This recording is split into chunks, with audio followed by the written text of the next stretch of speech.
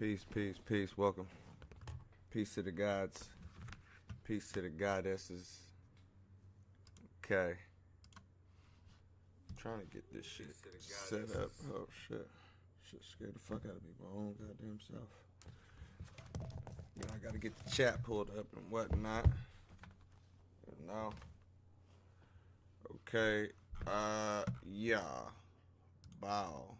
I don't know what the fuck the heck going on. I'm just looking for a picture over there. Okay. Yeah. Peace to the gods. We dealing with some high level science right here. What I call this? Hermetic initiation and cosmic revelations. Yes. The reason why I have this picture pulled up is because on the right you have Set, and on the left you have Horus, one representing the devil, the other one representing the Christ figure. And in the middle, you have the Pharaoh. And in this instance, the Pharaoh will be representing you. And what we're going to do is break down the science called the Corpus Hermeticum. Okay, now what's interesting about this Corpus Hermeticum, aka the Hermetica, is one of the more ancient texts that we have on Earth, and one that I would say has been used a lot when it comes to dealing with esoteric or high philosophy, metaphysics, things of that nature. You know, it actually have a fucking whole esoteric order based on the whole shit. What is it?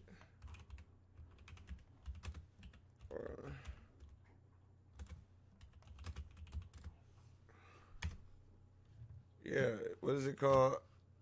The Hermetic Order of the Golden Dawn. It was a secret society study devoted to the study and practice of occult hermeticism and metaphysics during the 19th and late 19th and early 20th century. Now, when I see shit like this, I laugh a little bit. Only because of the origins, okay? When you look up who the book is attributed to, Hermes Thrice Great, Hermes Trismegistus. Okay, this is who I have on the cover of my specific, what you call it, the cover of my specific Hermetica, if you will. Where the hell is my shit at? Oh, yeah. You see Cuz with the white hat on, of course. Now, what's interesting about the imagery is he's depicted almost in the manner of, something like that of the Greeks and shit back when. But notice how we have two types of Hermes. We got Hermes with the, and then we also have what you see over here in the Egyptian version, where they got it from. The Britannica. Hermes Trismegistus. The Greek name applied to the Egyptian god Thoth as the reputed author or source of the Hermetic writings, works of the revelation on occult subjects and theology. Get me here. Get me here. Like I say, it comes out of the Greek. The one that I'm reading now is called the Greek Corpus Hermeticum. Latin Asclepius. These are all names that later civilizations attributed to writings and teachings that they found in the heart of Africa, or that come from the heart of Africa. They got them from Egypt during their invasions and during their rulerships and whatnot. So we're dealing with a major form of, pretty much identity theft. And yeah, there's a book that you guys should check out, and this is what's interesting. I read, hold on, let me see something. Peace to the gods. Let me see. What did he say in the Reddit?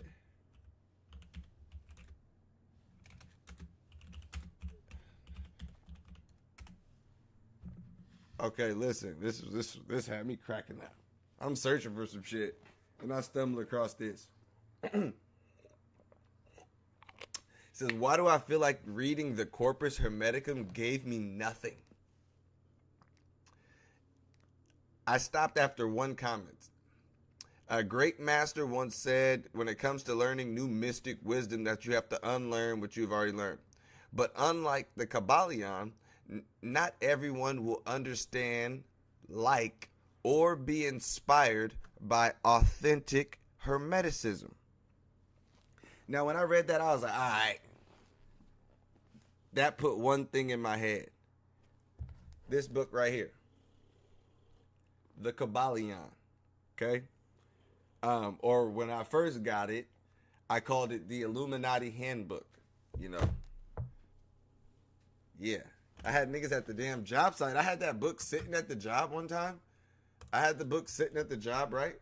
On the table. And I came back from smoking in the parking lot and shit. And when I went back in there, they was in there all scared and shit. Like, yeah, you got this book on the table and shit. And woo. Yeah, Kabbalion. All right, listen. Now, going back to what Cuz said, unlike the Kabbalion, not everyone will understand, like, or be inspired by authentic Hermeticism. Now, I believe that to be true. What I believe, like, even when I first went to buy this book, the Kabbalion, which is written by what they call right here in 1908 by 3 initiates. Initiates into what? Okay?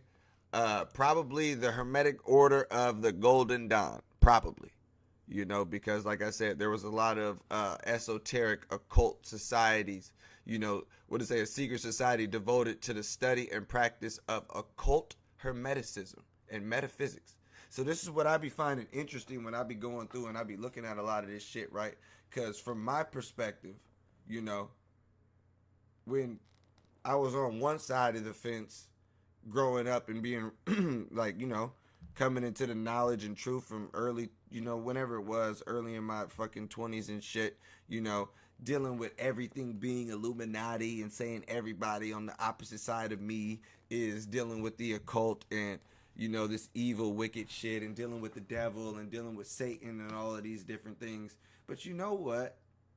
I actually went and I studied all of the shit that they said is evil, wicked, Satanism, witchcraft, occult, magic, dark magic, all the shit that they basically preach against in the 3 major religions: Islam, Judaism, Christianity. Aside from some other type of weird shit, I pretty much was going in and doing some of this shit, divination, all of these different things that they said not to do. I went and I started doing and studying some of the things that is considered on the dark side to that of Christianity and the other major religions and whatnot. So when I ended up going over here to this here quote unquote dark side, or studying the occult, that which is hidden from the profane and the uninitiated in certain ways, you know what I'm saying? When I went over here to the occult side, into the dark side and whatnot, what did I find? I found the Hermetic shit like this, the Hermetic Order of the Golden Dawn. Wait, what? What did you? Aleister Crowley and shit, you know what I'm saying? A whole lot of. Listen, yo. Okay. Okay, so look, you see Mason shit popping up, all of that. Now, what I find so interesting, okay, is like when you look at esoteric secret society, shit called the Golden Dawn and whatnot, okay, right? Here's the thing that nobody really wants to talk about. Where does it come from? Where does it come from?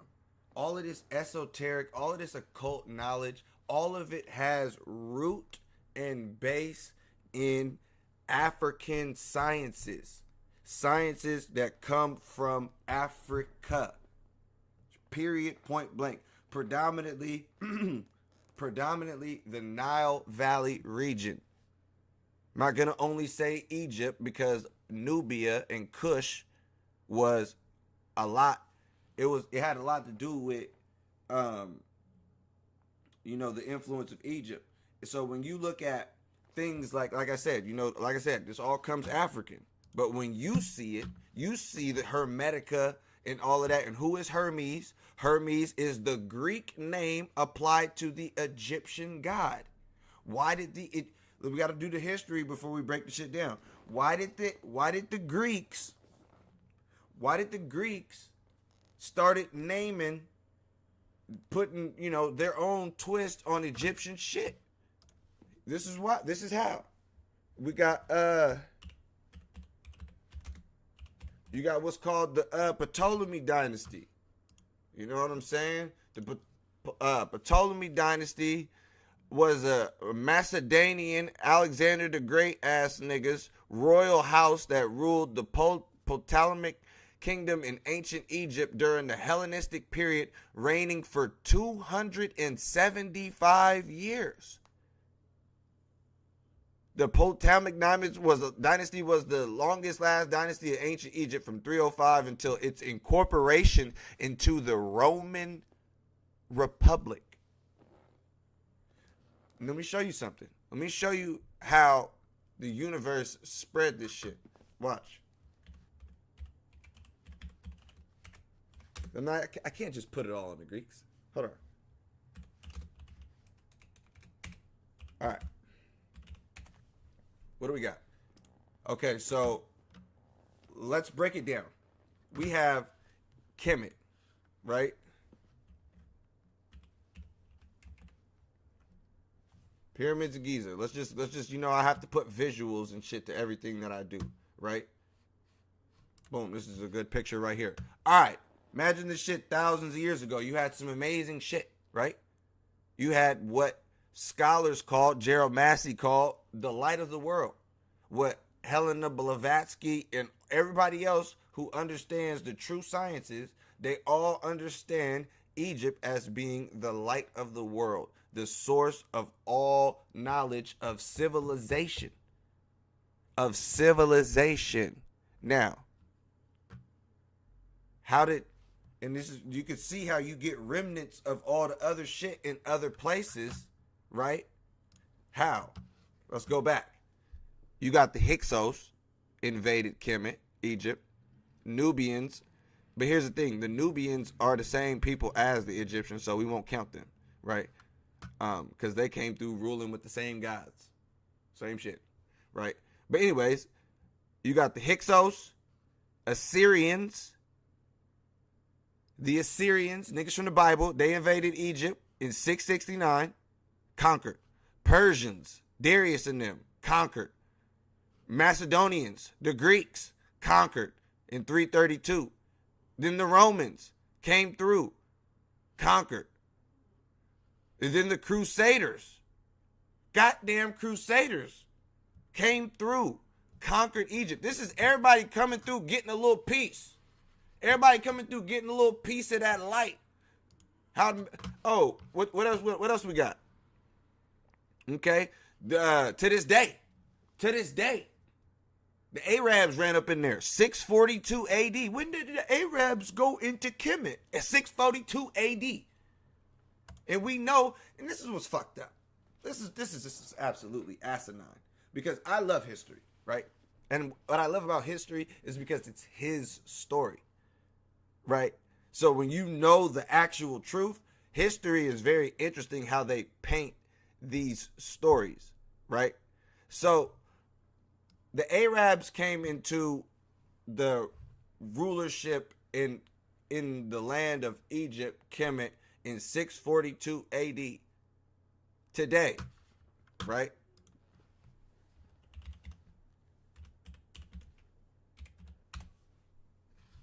Let's look at a fucking Egyptian. Modern. Listen, bro.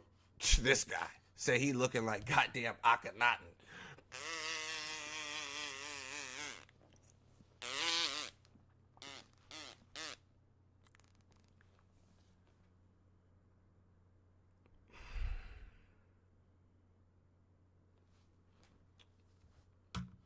So, these are the people who think they're these people, okay? They think they're these people. Now, what I find very interesting, okay, because from 642, let's do some math. You guys are good at math, right? We have to be. We're scholars, right? From 642 until the invasion of the European white man, Napoleon Bonaparte. Because this was interesting. Napoleon and the French invaded Egypt in 1798, but was repelled by the British and the Turks in 1801. All right. How does that work? So, and the only reason why I'm even bringing up this gap from here to here is because this guy thinks he's him. And the way my brain works is, first of all, it wasn't until time out. Napoleon and the French, when they came through and saw Egypt in its magnificence and all the shits like this, first thing they did was get hella mad that they looked like damn Africans, and they started taking their guns and shooting off all the noses. Like, how did somebody climb up the Sphinx's nose and goddamn knock it off? No, they were shooting that bitch with a goddamn Gatling gun. You know what I'm saying? The British and the French and all these motherfuckers was destroying all the damn shit because they were pissed. But here's the thing, though. What did I do? I had a video on this channel called Tomb Raiders. Okay? Tomb Raiders. Why? Because them two, the Arabs came through and holy fuck. When the Arabs conquered Egypt in 642, they destroyed so much Egyptian shit, it ain't even fucking funny. Look it up. The Arabs came through and destroyed everything in the name of Muhammad. So the shit that was remained, the French came through, shot up some shit. The British came through and shot up some shit. But what the British started doing, they started getting real nosy, right? And they started getting real curious too. Because as they was robbing graves, they were curious about what the fuck was on all these goddamn walls.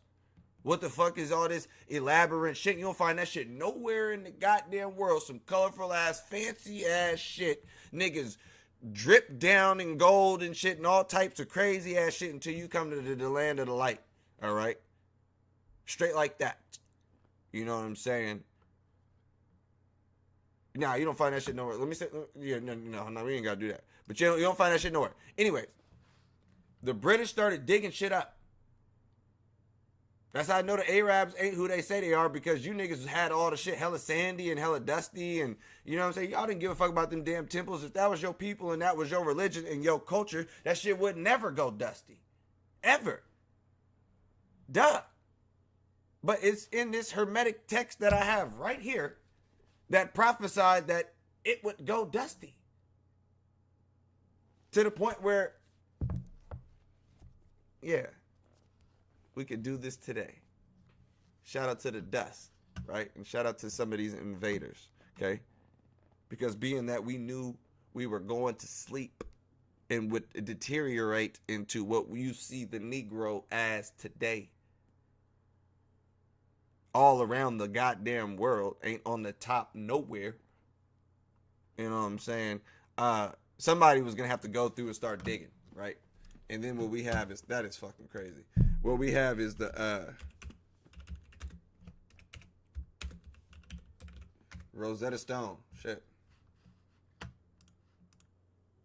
The real deal. Holyfield. Okay?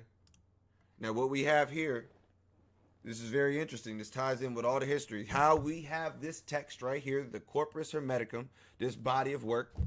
How we have this is because of this stone. Pretty much. Okay, what you have up here, can we zoom? You have hieroglyphics, okay? This is Egyptian hieroglyphics, okay? What you have here is what is called, what you have here is called Coptic. So, like I said, we knew in this text from thousands and thousands of years ago, it was already known that Egypt would become what it is today. A desolate desert used nothing for as a tourist attraction. Okay? Now, here's the thing. When you have this knowledge prior to falling, what do? You understand, can't nobody understand this damn shit but y'all.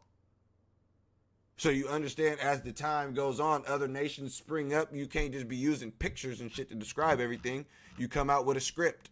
That script is called Coptic. That is where you find the Gnostic text. The Nag Hammadi was written in the language that the priests came up with to write other shit down. Okay? Coptic language, Egyptian language. Being that there was what was called the Ptolemy dynasty, and Kemet was ruled over by these bastards for Ptolemy, Cleopatra, all everybody, oh, Cleopatra, fuck her. Goddamn it, all the shits, you know what I'm saying? Look at these motherfuckers ruling in Greece as goddamn pharaohs, nigga. Really thinking that fat ass thought he was the fourth pharaoh of the Ptolemaic Egypt. A pharaoh, fat ass white dude as a damn pharaoh. Get the fuck real. All right, they're invaders. Okay, but here's the thing: as they did what they did, clearly they was there for hundreds of years, so they became incorporated into Egyptian shit, Egyptian life, Egyptian culture, and around Egyptians. So hence on this Rosetta Stone, you see when they was giving a decree to people, they wrote it in hieroglyphic for the people who understood hieroglyphic, Coptic for the people who understood the script, and then they wrote it in Greece for the Greeks that were living in Egypt amongst that time. Now, being that we have this stone and you have all these bodies of work, because here's the thing, they understood what the Greeks had done. And we're talking about the English at this point because they're the ones that have all these damn languages. You know, they're the ones that's translating this shit, and they end up translating a lot of these different ancient texts, you know. And being that the Rosetta Stone came out, you know, in the 1800s. Let's see when that was actually. Writing. Discovered 1799. So from 1799 and then the whole, they found it in the Nile Delta. You feel me? 1799, and then you got up into the goddamn 100 year. It's at the same time. How do you think they fucking found it? They found it when they invaded that motherfucker and took it. So from 1799 all the way up until the whole 1800s, late 1900s and shit, or early 1900s, you see the goddamn Mummy movie and shit, the movie Mummy and shit, you see goddamn white British motherfuckers over there in Egypt, nigga. With the goddamn Arabs and shit, you know? But what they were doing was tomb raiding, excavating and tomb raiding. One of these texts we are about to go over is from that, okay? We are going over the Corpus Hermeticum, but we have to talk about the history. We have to talk about the history of the text in order to get an understanding of the text. So like Cuz said right here, he said, why do I feel like reading the Corpus Hermeticum gave me nothing, right? But unlike the Kabbalion, not everyone will understand, like, or be inspired by authentic Hermeticism.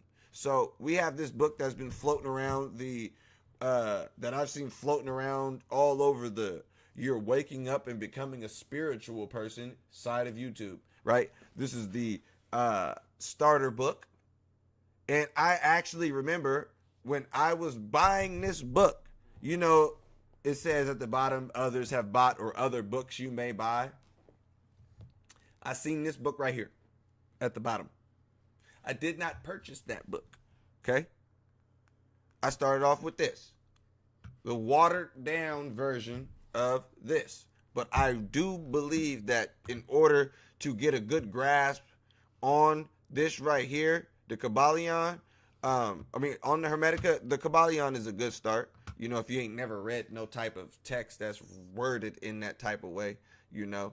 But to get a good gist and understanding of what the hell it's talking about and whatnot, you got to study where the fuck it came from. It came from Africa. So you study African religion, thought, all the damn shit that was going on in Egypt and their religion and how they viewed the soul and all of that, you will see what we're talking about. So, like I said, the Pharaoh, in order to become Pharaoh, you had to both master the dark side and the light side. You know what I'm saying? And what we are dealing with this Hermetica is we're dealing with what's called pharaonic thought. And by pharaonic thought, I mean as simple as, okay,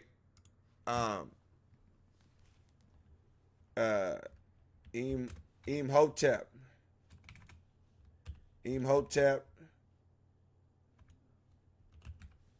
Imhotep's one of this is the main nigga in the Mummy movie.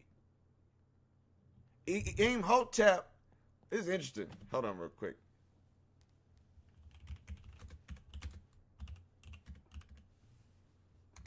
Okay.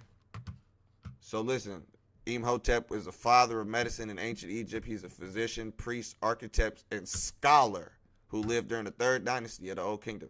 So here's the thing. Imhotep extracted medicines and plants and treated over 200 medical conditions. Okay, he's credited with writing the Smith Papyrus, which contains 48 case studies of injuries and their treatments. So this is thousands of years ago we've been doing this shit. So like I said, over a deterioration, we went from being the first motherfuckers on earth writing down detailed physician, holistic doctor shit, doing cataract eye surgery, mummifying bodies, to shooting niggas in the damn street. I know for a fact this is all an alchemical process for the soul. It's interesting.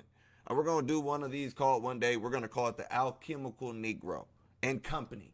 Because it's not just the Alchemical Negro, but he got some company too. So there's some others out there too that's going through this alchemical transformation of the soul. You know what I'm saying? But anyways, Imhotep, and the reason why I'm bringing him up is because this is one of the main characters in this book, the Hermetica. What does it say at the top? And the Latin book, Asclepius. Asclepius is what the damn Greeks called Imhotep. Okay? Straight like that. So you have to understand and Imhotep was one of the only humans, actual humans, niggas walking, that they did turn into a god. Like, you know what I'm saying? My nigga was deified, given the whole deification status in Kemet and the whole shit. Nigga must have been a real one.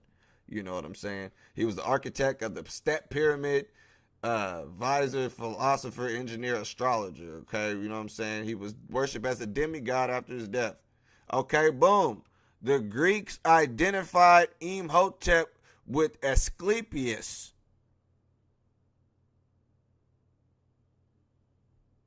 It says Imhotep was practicing medicine and writing on the subject 2,200 years before Hippocrates, the father of modern medicine. Because if you don't specifically type in Imhotep, father of medicine, and you just type in the father of medicine, you will see Hippocrates. Hippocrates and all the shit that these Greeks learned was from the Egyptians. Nigga, they ruled in their land for 2,000 years. They had a whole library called the Library of Alexandria in Kemet, compiled of all of our papyruses. All of our shit. So when you have to understand, Greek, this is how it works.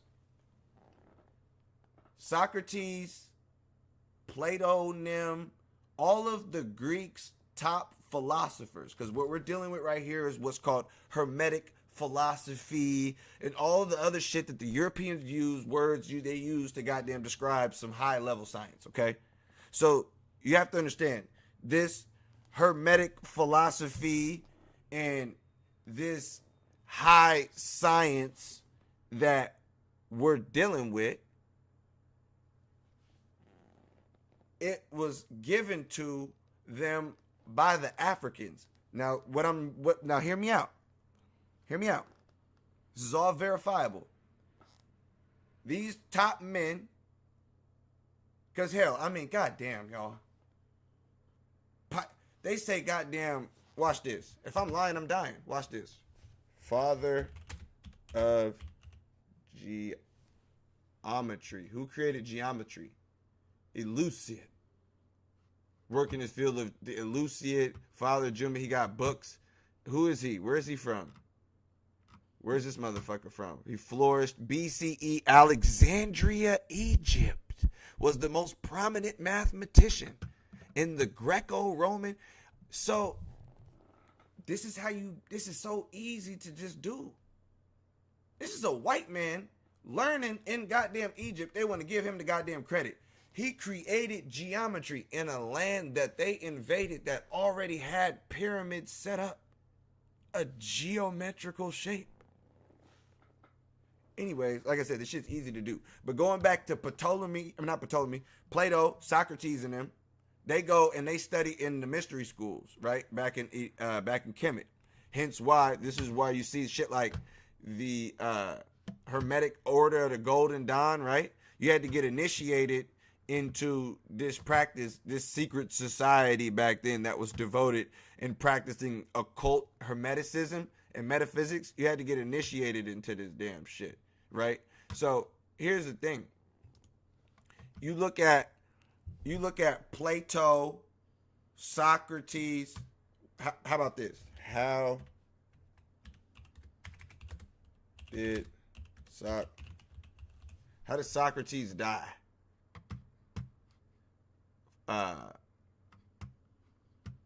Was executed. Was usually attributed to poisoning with the cousin hemlock. Okay.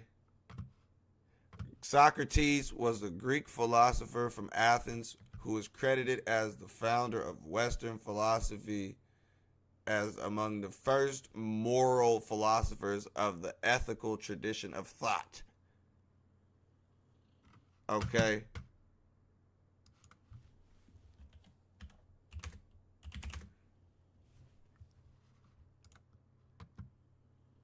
Okay. Who's the other motherfucker? Socrates, Plato, and who's the other dude? What's the other motherfucker's name? Oh, here it is right here. The death of Socrates. This is some shit. Now listen to me. If Greek philosophy is originally Greek philosophy, why was Socrates poisoned for corrupting the youth? For corrupting the youth. I don't know where the fuck that shit's at in this bitch. Okay, in this case, execution inside told by Plato, Socrates has been convicted of corrupting the youth of Athens and introducing strange gods.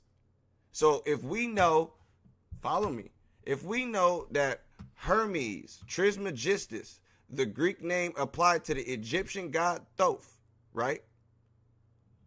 Hermetic philosophy is their highest science. This is written in Greek.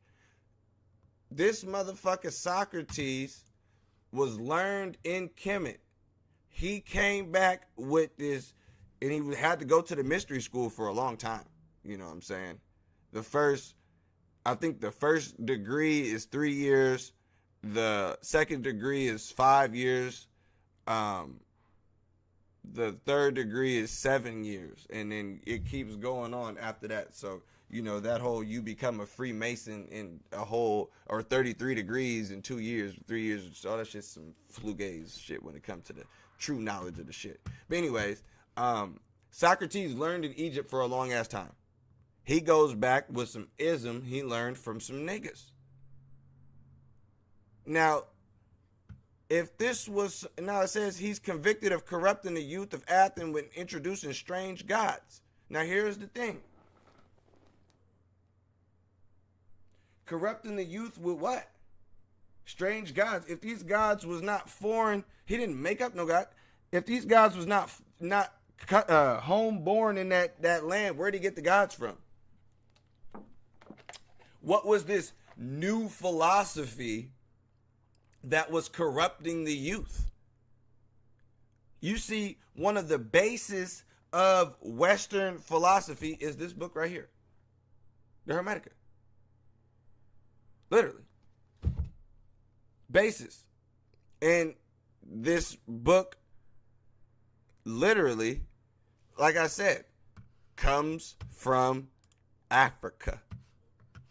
We just have to establish that. We have to establish this whole philosophy, Greek philosophy, all that comes from Kemet. All this shit goes back to Africa. Okay? This is the rug pull. I'm not going to say it the nice way. I'm going to say exactly the way it is. Greek philosophy is stolen African philosophy, history, science, all the shits. It's where Plato got it from. It's where Plato was a student of Socrates. Okay?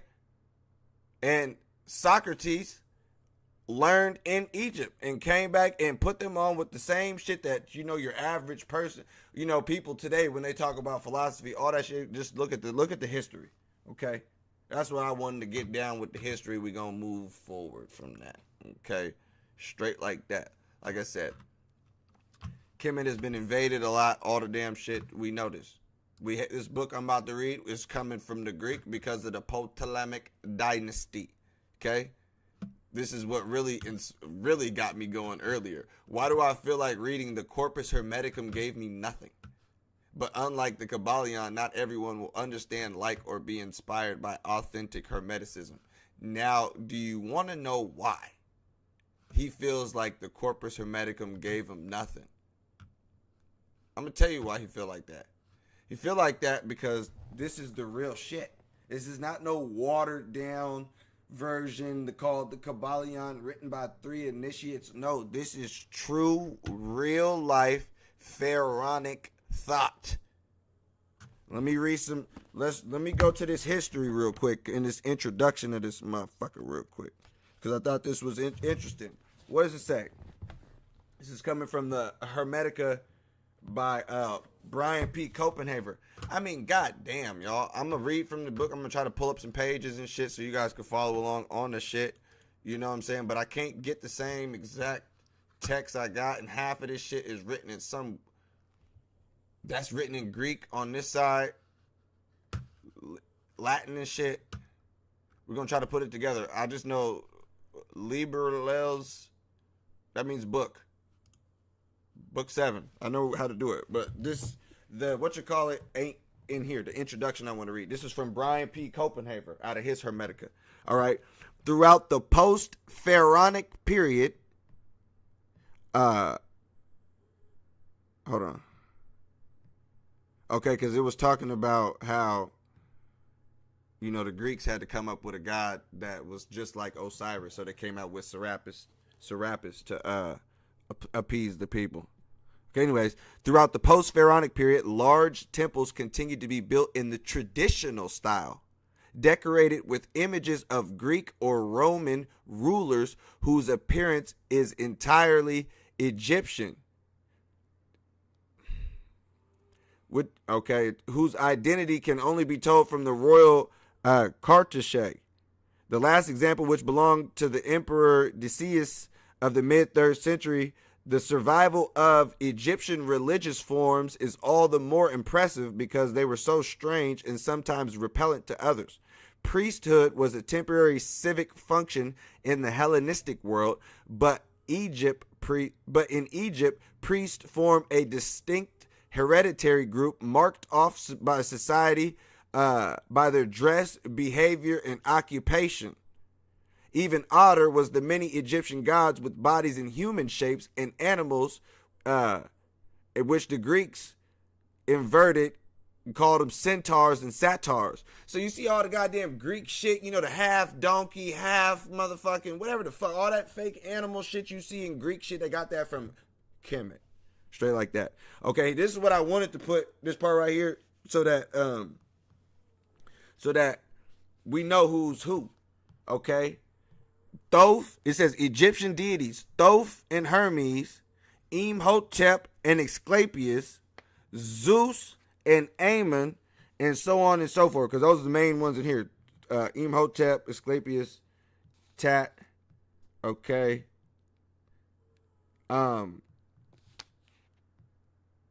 Yeah. Okay, hold on. But the resulting combinations were more complex. Okay, hold on. Sometimes an Egyptian god appealed to foreigners with little adaptation. All right, fuck it. All right, we about to dive in. We about to dive into some of this. Let me see if I can find a good. That's book 7. Hold on. Let me go back to the beginning. We gonna see if we can break some of this down using this online joint, so you guys can. Let's go to the first fucking whatchamacallit. So we have to understand, this is basically what we have in this text overall is Tahuti giving all of the ism to Imhotep. Okay? That's what is going on in this text. But they have it as Hermes Trismegistus talking to, they have it as this guy. You know, another form. There's so many different forms of, this is from the Secret Teachings of All Ages. This is another form of how they see Hermes. But you see Hermes with the caduceus staff, Tahuti, with the staff, also Mercury. You know what I'm saying? Wherever Mercury is at in your chart is where you see that Tahuti energy. Hold on, let me see these comments real quick. Pythagoras, peace to the gods. Peace to the gods. You said I'm a Rosa Cruz. I don't know what y'all talking about. All right, but look though, you know I got a lot going on. I suffer from ancestor dyslexic disorder. Got a lot of voices in my head. All right, let's move. Where are we at? Let me get back to this. Cause man, I tried to get this Copenhagen version, but nigga, I didn't download the whole shit. Just so y'all can see, I got the version that I have right here in front of me. How you download a whole PDF and they give you 240 pages of blank shit. Anyways, so we had to switch up the whole sauce. Close that motherfucker. Hold on. Ooh. Oh God. This is the 58. Okay, they got it side by side. Okay, they're fucking with me. They're fucking with us. The gods and the goddesses, they're fucking with us, cuz. They're fucking with us. Hold on, no. Okay. Where we at then? Where we at? 31. Oh, let me go back. 9. Cosmos.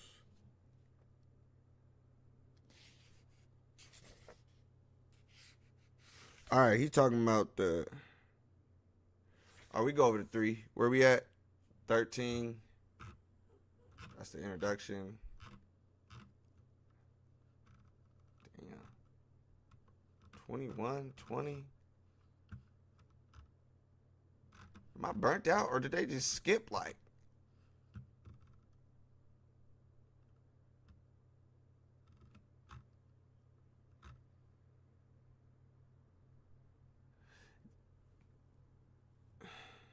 I don't know what they got going on over here on this one. Okay, whatever. Let's find book 3. So we can pull up the same shit.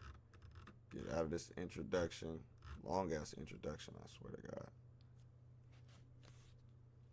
Oh, the shit starts over. That's what it do. The whole introduction is its own fucking book. Still, hold on real quick. Long ass. And listen, I swear to God, this whole front little part of the whole book is the introduction now. So let's get past this shit.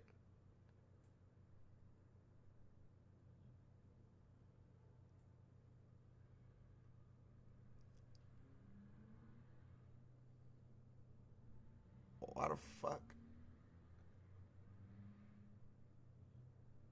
Y'all don't know what the fuck. This is not the same shit that I got in front of me. Oh, this is Walter Scott shit. Oh. Oh. Hold up then. This was always one of those ones I wanted to see anyway. Let's compare and contrast. Why does it say fucking introduction and all the shit? But alright, we're not fucking with that. Let's try this one.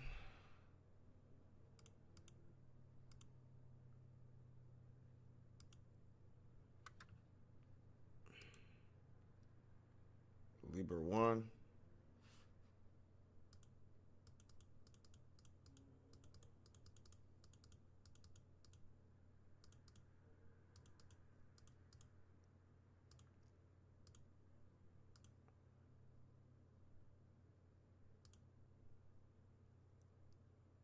Okay, yeah, so look, boom.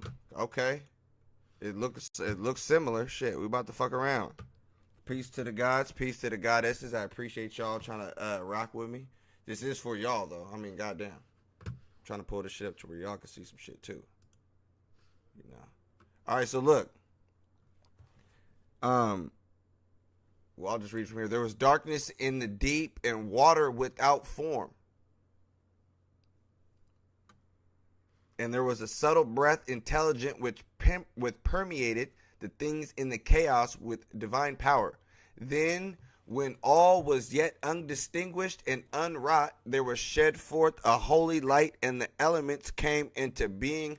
All things were divided one from another, and the lighter things were parted off on high, and the fire being suspended aloft, so that it rode upon the air, and the heavier things sank down and was deposited beneath the watery substance, and the dry land was separated from out of the watery substance and became solid. Do you guys want to know what's interesting? Does that not sound like the first, I don't know, 4 or 5 verses out of Genesis? If you want to know where they got a lot of the Old Testament and just the Bible in general, and why people are able to be captivated by that type of ism, is because it comes from, you know what I'm saying, a lot of compilations of other texts from earlier times. One main one being the Hermetica. So written thousands of years before the damn Bible or anybody called themselves a damn Hebrew, there was darkness in the deep and water without form. That's exactly what Genesis 1 and 2 says. Just wanted to bring that one out. Okay, the next book is where it gets a little spicy. So let's see what we got. Book 4. Okay, let's go over here. This is what we have. This is what we got to understand. This is what, you know, I showed you guys the monad. Listen here. Time to get into the science. The monad, okay? Oh, yeah, we're about to cook with hot grits. We're about to cook with hot grits. This right here, okay? Known. Shit. Fuck what they talking about. Go back. I need a book. Hold on. I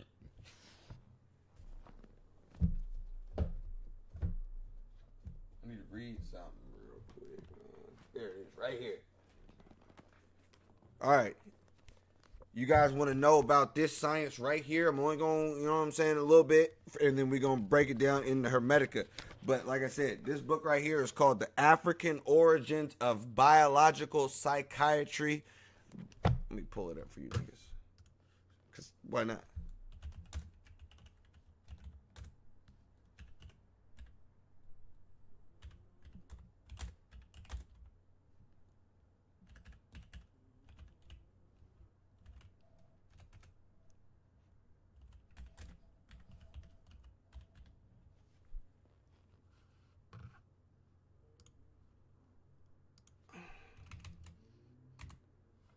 All right, this book right here, African Origin of Biological Psychiatry, okay, by Dr. Richard King, all right, with African Origin of Biological Psychiatry, Pure Science by Dr. Richard King. If you don't know who that is, learn you a black scholar today. Learn you a black scholar today. Learn you a earth scholar if you got melanin. Okay? Everybody got some. But learn about it. Anyways, I want to deal with the science. You know, I had to bring up him because I'm about to quote from his book. You know what I'm saying? And we are going to deal with the black dot real quick.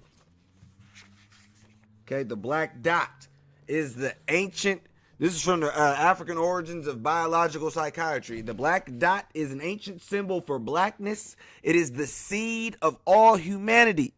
The archetype of humanity, the hidden doorway to the collective unconscious, darkness, the shadow, the primeval ocean, the chaos, the womb, the doorway of life. The ancient symbol for blackness was the subject of intense scientific investigation of over a 300,000 years period by an ancient scientists who themselves were black in consciousness. A long line of highly intelligent scientists studied their own essence and discovered a hidden doorway into their own souls and spirits.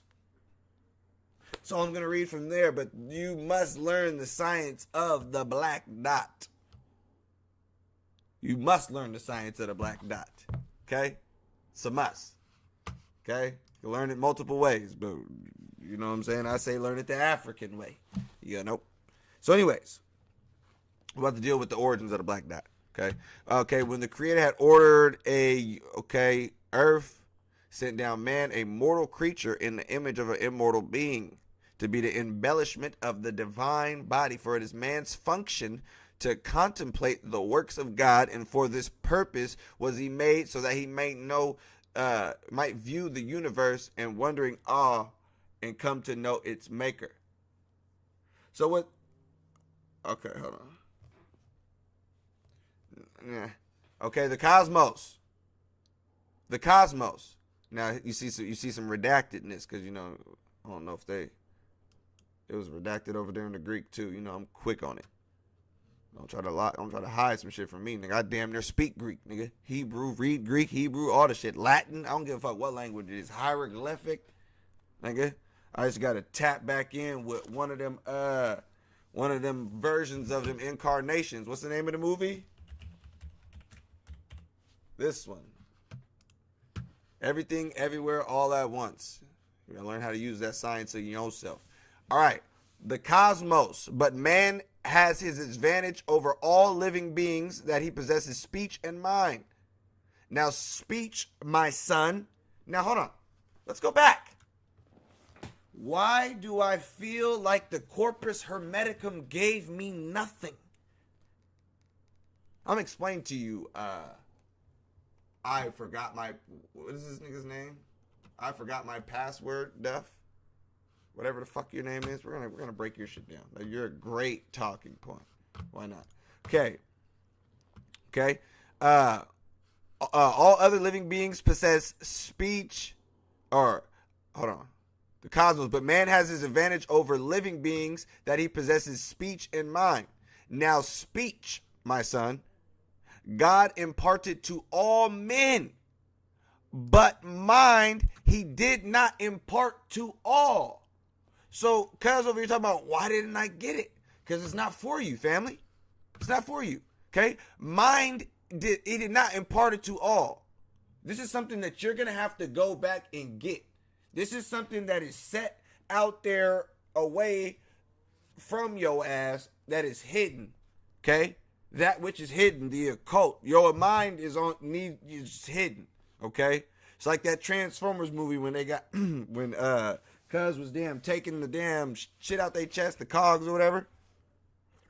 When you're born, according to the Gnostic text, the powers and the rulers of this matrix that we are in cause you to forget all of the things of your previous incarnations, So if you was a scholar and some shit before that, you might as well kiss that shit goodbye once you start shitting on yourself as a baby again. Okay? Now listen. So find your fucking mind, y'all. Okay, but mind he did not impart to all. Not that he grudged it to any. For the grudging temper to all does not start from heaven above, but comes into being here below in the souls of those men who are devoid of mind. Imhotep, tell me, Father, why did God not impart man to all men? Hermes says, or Tahuti goes, it was his will, my son, that mind should be placed in the midst as a prize that human souls may win. This shit is a goddamn miracle. If you getting any type of knowledge, and if you're on the path of any type of knowledge, understanding, wisdom, or anything high learning, high science, anything like that, it is a miracle that you have that, okay? Because there are a lot of smart people who have degrees in nuclear physicists and all the extra shit, but they are idiots. Period, point blank. When it comes to knowledge of self and knowledge of the soul, which surpasses knowledge of your physical self, they are dead to that knowledge, which makes them dead man walking. Okay? Okay, those who are devoid of mind. Okay, why did God not impart mind to all men? It was his will, my son, that man should be placed in the midst as a prize, that the human soul may win. And where did he place it? He filled a great basin with mind and sent it down to earth. And he appointed a herald and bade him to make proclamation to the hearts of men. What is the proclamation? Did you get the proclamation? You might be in here. If you in here, you probably got the proclamation. That's just period. What does it say? Hearken. Let's zoom in so you niggas can make sure you guys can see this shit. What does it say? Hearken each human heart. Dip yourself in this basin. And if you can recognize for what purpose you have been made and believing you shall ascend to him who sent the basin down. Now those who give heed to the proclamation and dipped themselves in the bath of mind, these men got a share of gnosis. They received mind and so became complete men. I didn't become a complete man until I dipped into that which I didn't know, that which was strange to me. If you only what the hell is knowledge to you? If you read the damn same shit you only know about, how the hell are you gaining knowledge? How are you growing as a person? No, I am a strange individual. I deal with stranger things. Where my shit at? Hold on real quick. Let's go stranger on these niggas. Okay, we got the ones that match the fit too. You know what I'm saying? You know what I'm saying? I'm a strange individual, y'all. I did not get this way and this far by trying to be normal like you mortal thinking humans. I chose, what does it say? Dip yourself in the basin. And if you recognize what purpose you've been made, find your purpose or you wasting air. A Crip nigga from Slauson Avenue named Nipsey Hussle had enough common sense to know that. Enough common sense to know that. Find your purpose or you wasting air. Fuck it though, y'all niggas scared.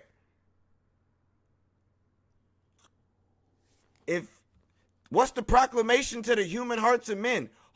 Hearken each human heart. Dip yourself in the basin, and if you can recognize, nigga, I figured out what the God mode. Once you understand your purpose of being and why you're here, if you guys could see, like 5 years ago at this point in time, I wrote on my wall. I wrote on a piece of paper and I posted it on my wall. It's still up there. I wrote, what do you want out of life? What do you want out of life? Now, it wasn't until last year I was frying off of like, I don't know, maybe 5 or 6 grams of shrooms. And I looked at that piece of paper And I was like, I just started laughing because I was like, fuck. I already have it. And so do you. There's nothing you should want for. And we will break that down here in this text. We will break that down here in this text today. That you shall want for nothing. For literally nothing. My mind's moving 1,000 miles a minute right now. So now I want to find what the hell it is. Hold on. Where's that fucking shit? Where is that shit that nigga nothing? You already have everything that you need. Okay, so listen. Ooh, what book is this? Book what? Book what? Hold on. Oh, it's in the same book. We're just gonna keep cooking. We're just gonna keep cooking. Fuck the dumb shit. It's in the same book 4. Make sure me keep my shit up on this motherfucker. Are you guys getting this shit? Peace to the gods in the chat. Peace to the goddesses. You know what I'm saying? I told you we gonna cook with hot fire. If you guys ain't tapped in on the Instagram, Scrib, type my Instagram for him, cuz. Scrib gonna be the first employee of the damn rug pool. Paid moderator. Oh God. He been down. Book 4. Make sure I'm in the right spot. Actually, that's book 5. We're in the next one, okay? They received mind and so became complete men. Okay? Check this. Let's go to the next page. Those, woo! I'll make sure I gotta, what does it say? Those who failed, who did not immerse themselves in the mixing bowl and try to find, and did not try to find the mind. What happened to those that didn't immerse themselves in the mixing bowl? Okay? I'm about to show you after I put up these super fly shades I just put on for you niggas. You know what I'm saying? My Stranger Things. Dangers. All right. What does it say? People who did, listen, it all has to do with your heart. People ask me, I got enough reasons to be mad as fuck every goddamn day. Enough reasons, like I said, yo, trust me. I have enough reasons. I don't go by Darth for no reason. Okay? But what really fucking fuels you is the shit. So listen, I'm going to read this again because this is so fucking important. Tell me, Father, why did not God impart mind to all men? Tahuti, Thoth, he says, it is his will, my son, that mind should be placed as a prize that human souls may win. There are a lot of people out there with no mind whatsoever. Smart people, like I said, nuclear physicists in some cases, but do not possess mind. We'll get into that in this same text. People who possess reason and logic, but no mind. He filled a great basin. Okay, what? He said he placed in the midst a prize that human souls may win.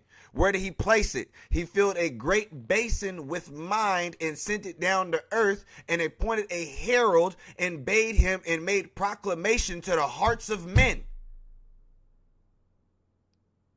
Hearken each human heart.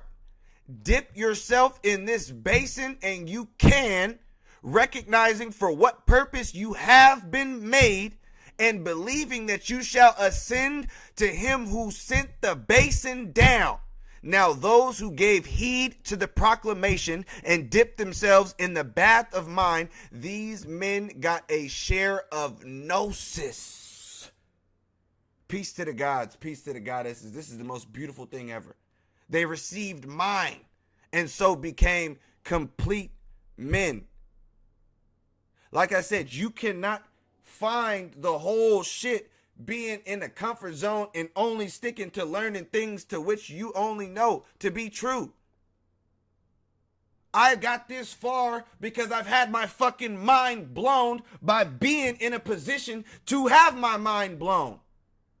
Praying to Jesus Christ one day and then coming up with the damn thought that this nigga might be the damn devil. Fuck it, we're not praying to him. What happens when you stop being that? And everybody calls you the devil now and the Antichrist and Darth and all of this other shit. What happens? You're now in it all. You're forced. You're forced. What happened when you come out and say, oh, damn, not only that, fuck Christ, the God of the Bible himself is a bitch ass nigga.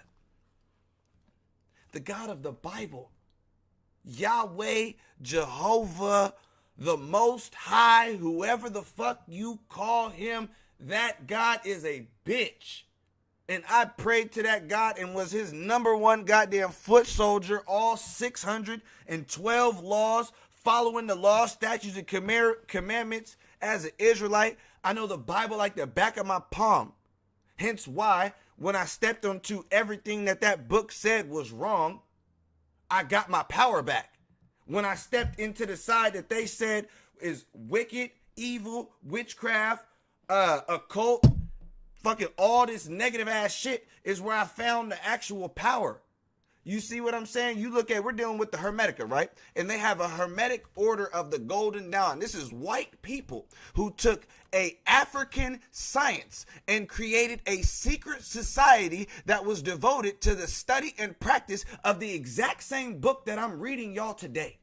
The only thing's different, it's being read by the right person today. Period.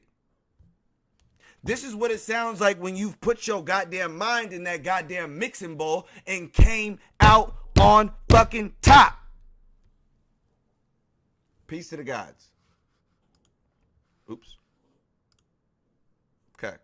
Now, recognizing for what purpose you have been made and believing that you shall ascend to him that sent you and the basin down. Now, those who gave heed to the proclamation and dipped themselves in the bath of mind, these men got a share of gnosis, which means knowledge. They received mind and so became complete men. Okay? Now, the opposite. Those who failed to heed the proclamation. These are those who possess speech instead. They have not received mind also, and these insomuch as they know for not what purpose they have been made, nor by whom they have been made, are held under constant, or are held under constraint by anger and incontinence. They admire the things that are not worth looking at. They give heed only to their bodily pleasures and desires, and believe that man has been made for these such things. But as many as have partaken of the gift which God has sent, these, my son, in comparison to the others, are as immortal gods to mortal men. Damn, Darth, why do you see yourself as a god? Why do you call yourself a god? Why do you say peace to the gods who come to your chat and deal with your shit? Because I'm only dealing with knowledge. I'm only dealing with shit that possesses mind. And in comparison to those around me, well, hell, I'm in God mode on this motherfucker. Straight the fuck like that. I can feel like that in my own true heart, just based on how I'm moving and how I'm learning and how I'm maneuvering, and just in comparison to some of the gods that I'm reading about in mythology. It's like, nigga, goddamn right, I'm one of these motherfuckers. But on top of that, I can also, out of nowhere, read a damn text that confirms the exact how I'm feeling. God mode. In comparison, those that did not dip themselves, those that cannot tell you for what purpose, what is your purpose on earth? Humanity is already some bullshit, so you've been down here in your own literal meat suit for how long? What the fuck are you down here to do? What's your purpose? Or are you taking up space? You know, people want to talk about the Illuminati and shit, and they be like, oh, they call us useless eaters. Some of you motherfuckers are. What is your purpose other than to follow? Possess no mind. Do you have more books, or do you own more books, or do you own more shoes?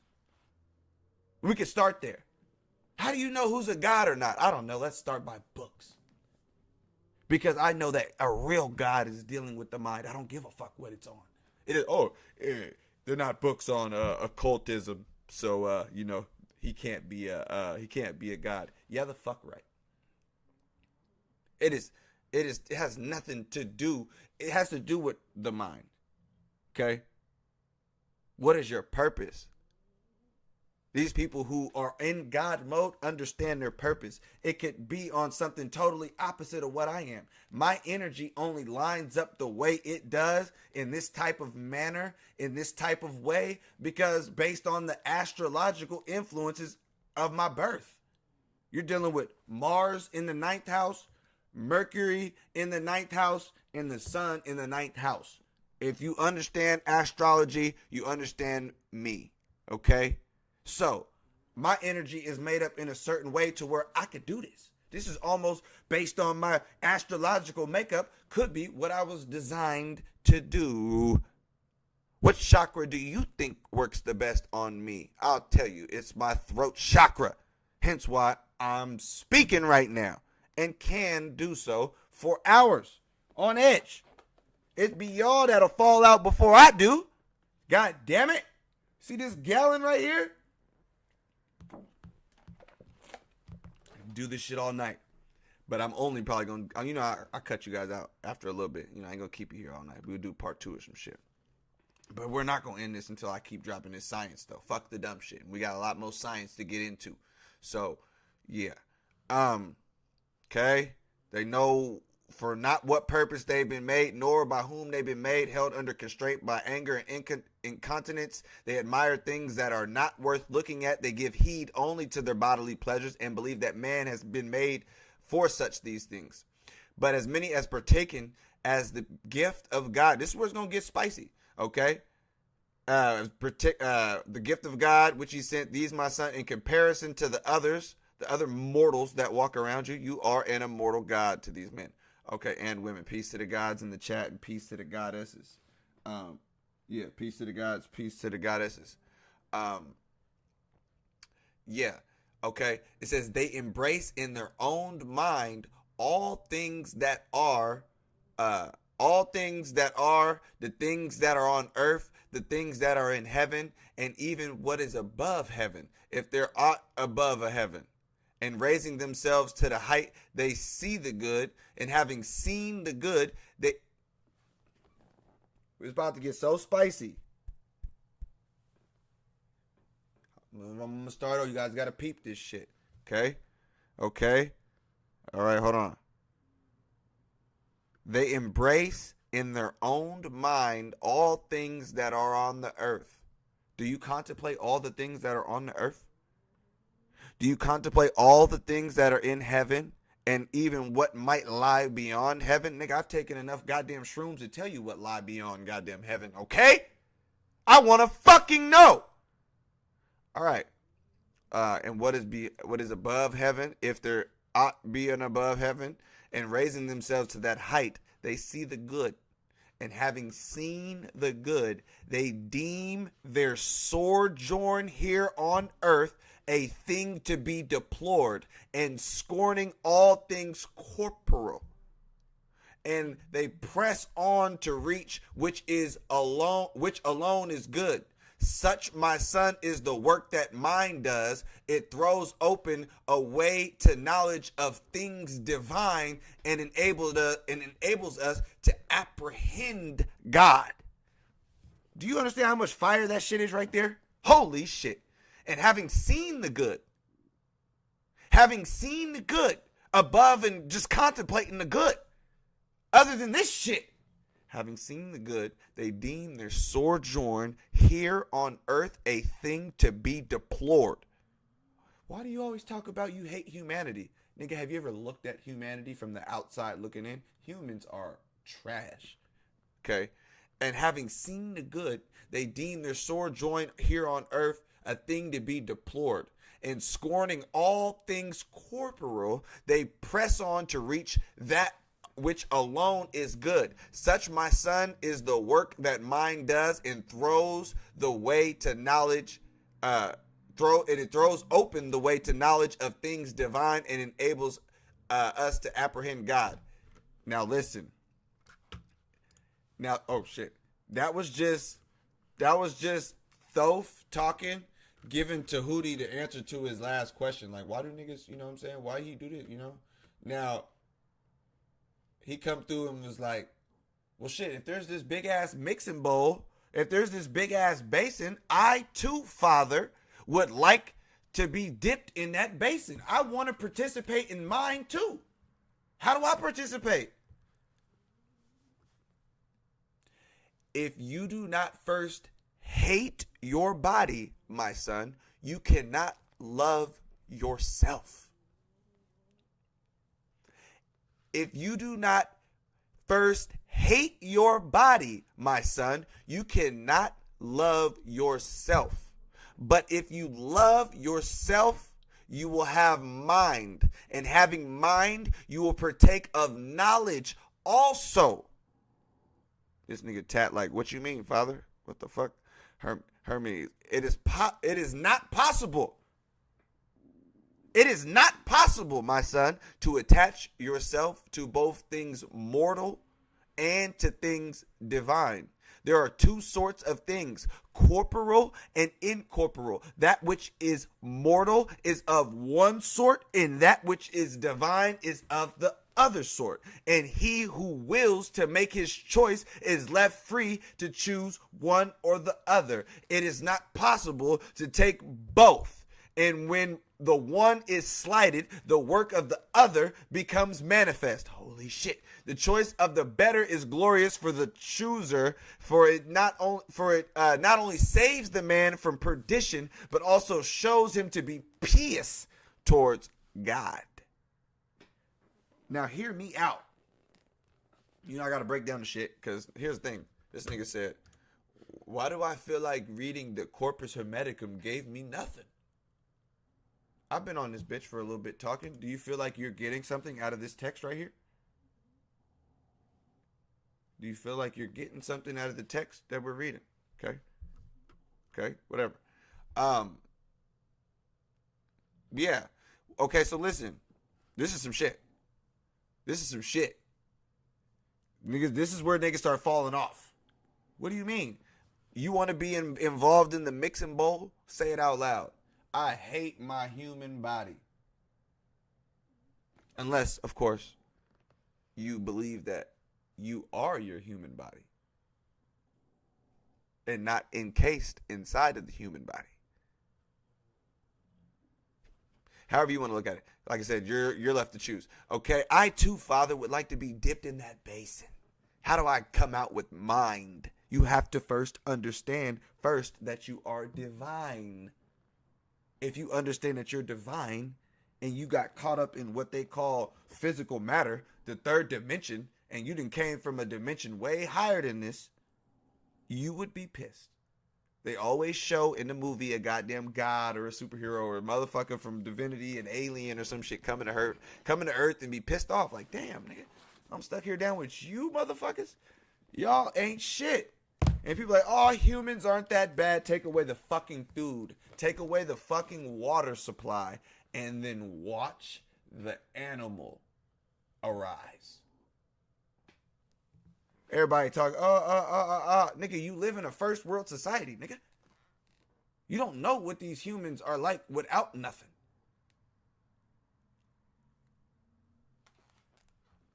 I too would like to be dipped in that basin. If you do not first hate your body, my son, you cannot love yourself. But if you love yourself, you will have mind, and having mind, you will partake of knowledge also. What do you mean? It is not possible, my son, to attach yourself to both things mortal and to things divine. Are you niggas hearing where this shit is coming from? This shit is coming from, nigga. That's interesting.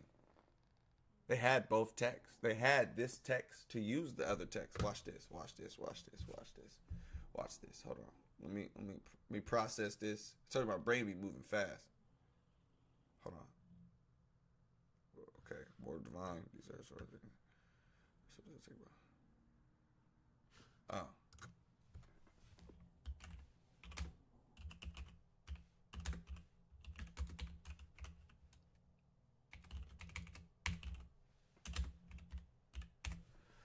Matthew 6:24. No man can serve two masters, for either he will hate the one and love the other, or he will hold to the one and despise the other. You cannot serve God and mammon. It is not possible, my son, to attach yourself to both things mortal and to things divine. There are two sorts of things, the corporal and incorporeal. That which is mortal is one of the sort, and that which is divine is of the other sort. And he who wills to make his choice is left to choose the other. It is not possible to take both. It's the same thing. The book of Matthew was written in Greek. The Greeks are the ones that translated this Corpus Hermeticum. They had this text. Can you see how they would use this to say to their Christ, to teach people about not loving the physical body? Well, what else did he say? He said some other crazy ass shit that niggas like, what the fuck? And this would have me shying away. This would have me running away from the damn New Testament. Right?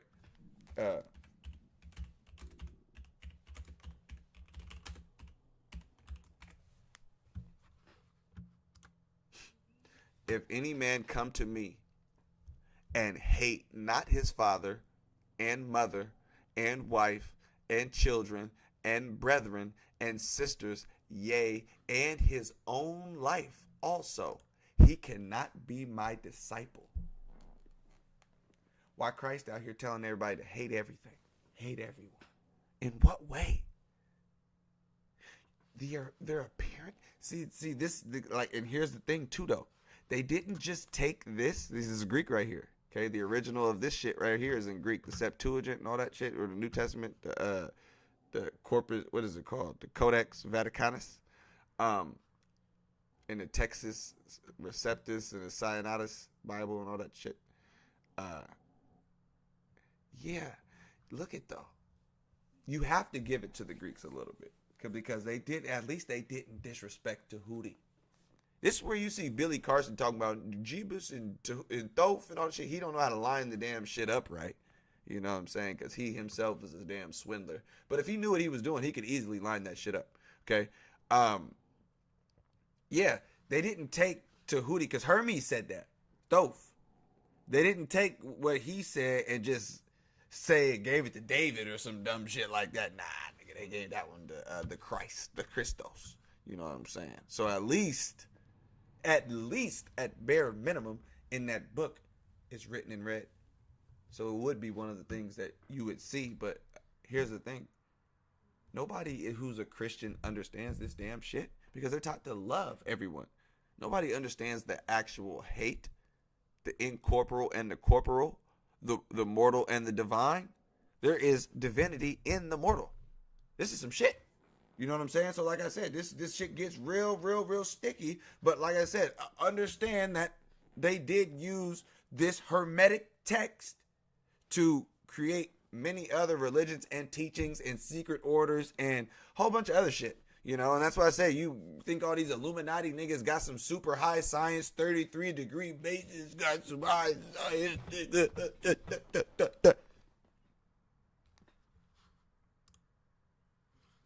Nigga, the Masons put on the same goddamn April the goddamn Pharaoh did. Watch this.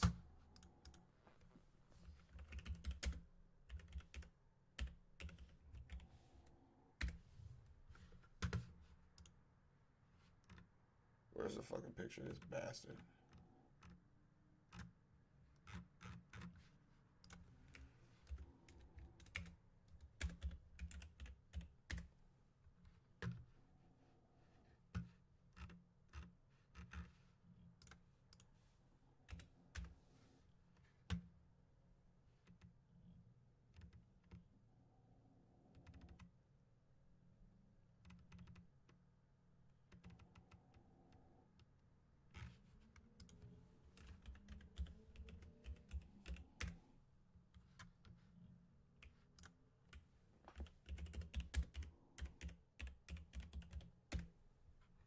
That bitch type.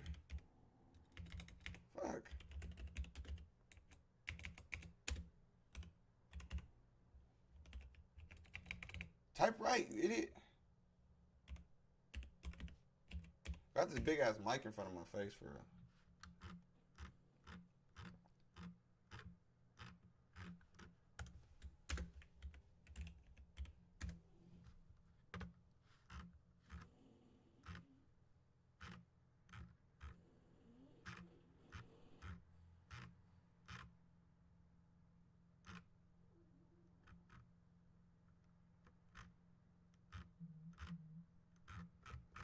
I can't find what the fuck I'm looking for. Whatever.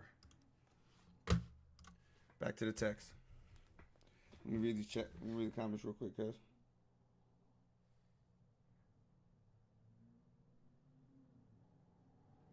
Come on, script. Know thyself. Come on, script. Peace to the gods and peace to the goddesses in the chat. Like the video. Or not. Okay. All right.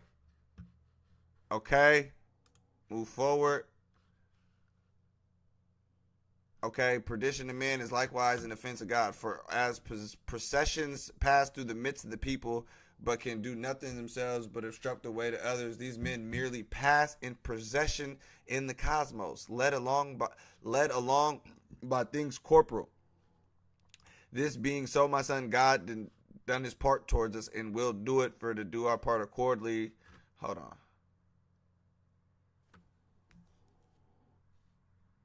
You see, my son, through how, oh man, shit. Let me go back real quick. For God is blameless, he is what to blame. It is we that we are to blame for our evils. I always told you, motherfuckers. Always, if we choose evils in the preference of good. Now here's some shit. Here's some shit. So I could just see the fact that I had this highlighted already in my book. But you see, my son, through how many bodily things in succession we have to make our way, and through how many troops of demons and of courses of stars that we must press on the one and only. So even when I say these stars be on your ass, you got to pass through some demons on your ass, some astrological influence that you got to press through. This is why I say it's important to know your damn natal chart. No cap.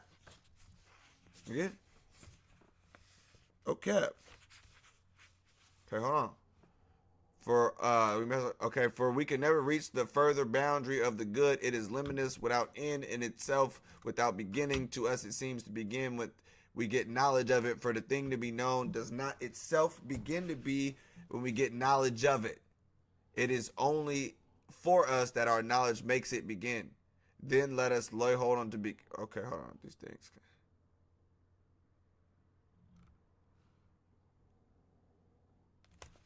Oh, God is in all things. Where we at?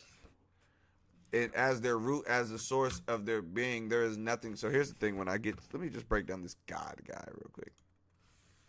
Let's break down God real quick. Who is God talking about? Because clearly this isn't the God of the Bible.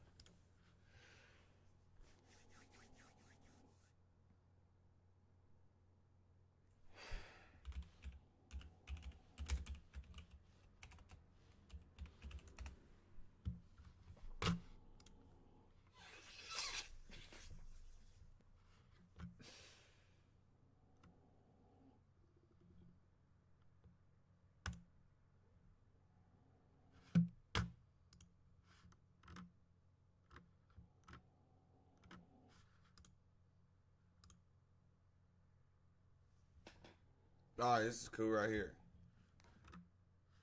All right, listen, the God we're talking about is up here. Just the one. God damn it. Pretty much. The fucking one. This has nothing to do with, the great mother came from this.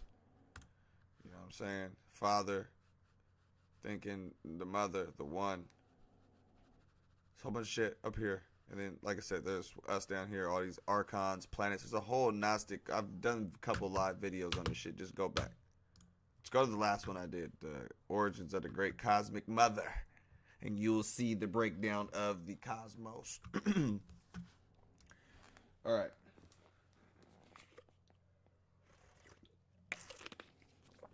Let's see where we at. Book 5. Hold on.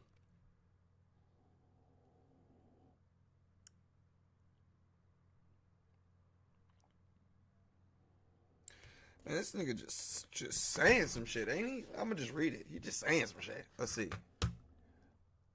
Oh, because this actually has a different translation, so maybe, you know, he might say it a little different over here, because god damn. This doctrine also I will expound to you that I may not remain, that you may not remain uninitiated in the mysteries of him who is too mighty to be named God. So here's the thing too. This is why I say this is the initiation, okay? In order to get a good grasp on certain shit, you gotta get it from, you know, a motherfucker who got a good grasp on the damn shit. Let me tell you, every time I open this book, I'm blown away. I'm always studying different shit and all this other shit, but when I always want to go back and just see something on the damn soul and whatnot, I just go back. I always see something new jump out at me. Okay, so let's deal with this initiation, because I've been initiated into the mysteries of this bitch, and I see it. Okay, I got this whole fucking book highlighted. Okay, read it multiple times. So yes, let's get to it. Now I thought that part was interesting too. That's why I put the initiation in there, because I even read that beginning of 5. Okay, remain uninitiated in the mysteries of him is too mighty to be named God. Grasp the meaning of my words, for if you grasp it, that which seems to be to the many to be hidden will become most manifest for you. For all is manifest that has been brought into being, for it has been manifested. But that which is hidden is ever existent, for it has no need to be manifested. For God is ever existent, and he makes manifest all else, but he himself is hidden because he is ever existing. Where we at? But not matter. He's not himself brought into the image presented. He is not himself brought into being in the images presented through our senses. He presents all things to us in such images. Hold on. Let's go down real quick. Okay, boom. Talking about God. Whatever. All right, now look. If you wish to see him, talking about this God of the universe, he be in the self, he manifested through your body. But okay, if you have power to see with your eyes of the mind, then my son, he will manifest himself to you. For the Lord manifests himself ungrudgingly through all the universe. And you can behold God's image with your eyes and lay hold on it with your hands. If you wish to see him, think on the sun, think on the course of the moon, and think on the order of the stars. Okay? So it goes on to say, everything's set in motion, even you being the star. Why do these stars run in equal courses? Okay? Why? Who is it that assigned these? Okay. Where we at?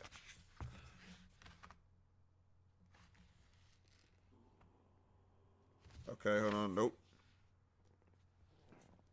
Let's go to the last page of that one. Skip. For who?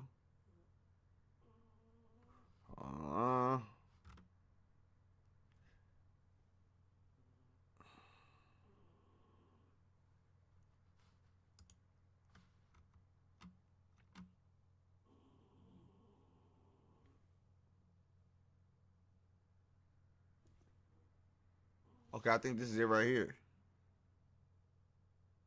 Because this is weird. Okay, this is 10B. Okay, yeah, this shit got numbers on it.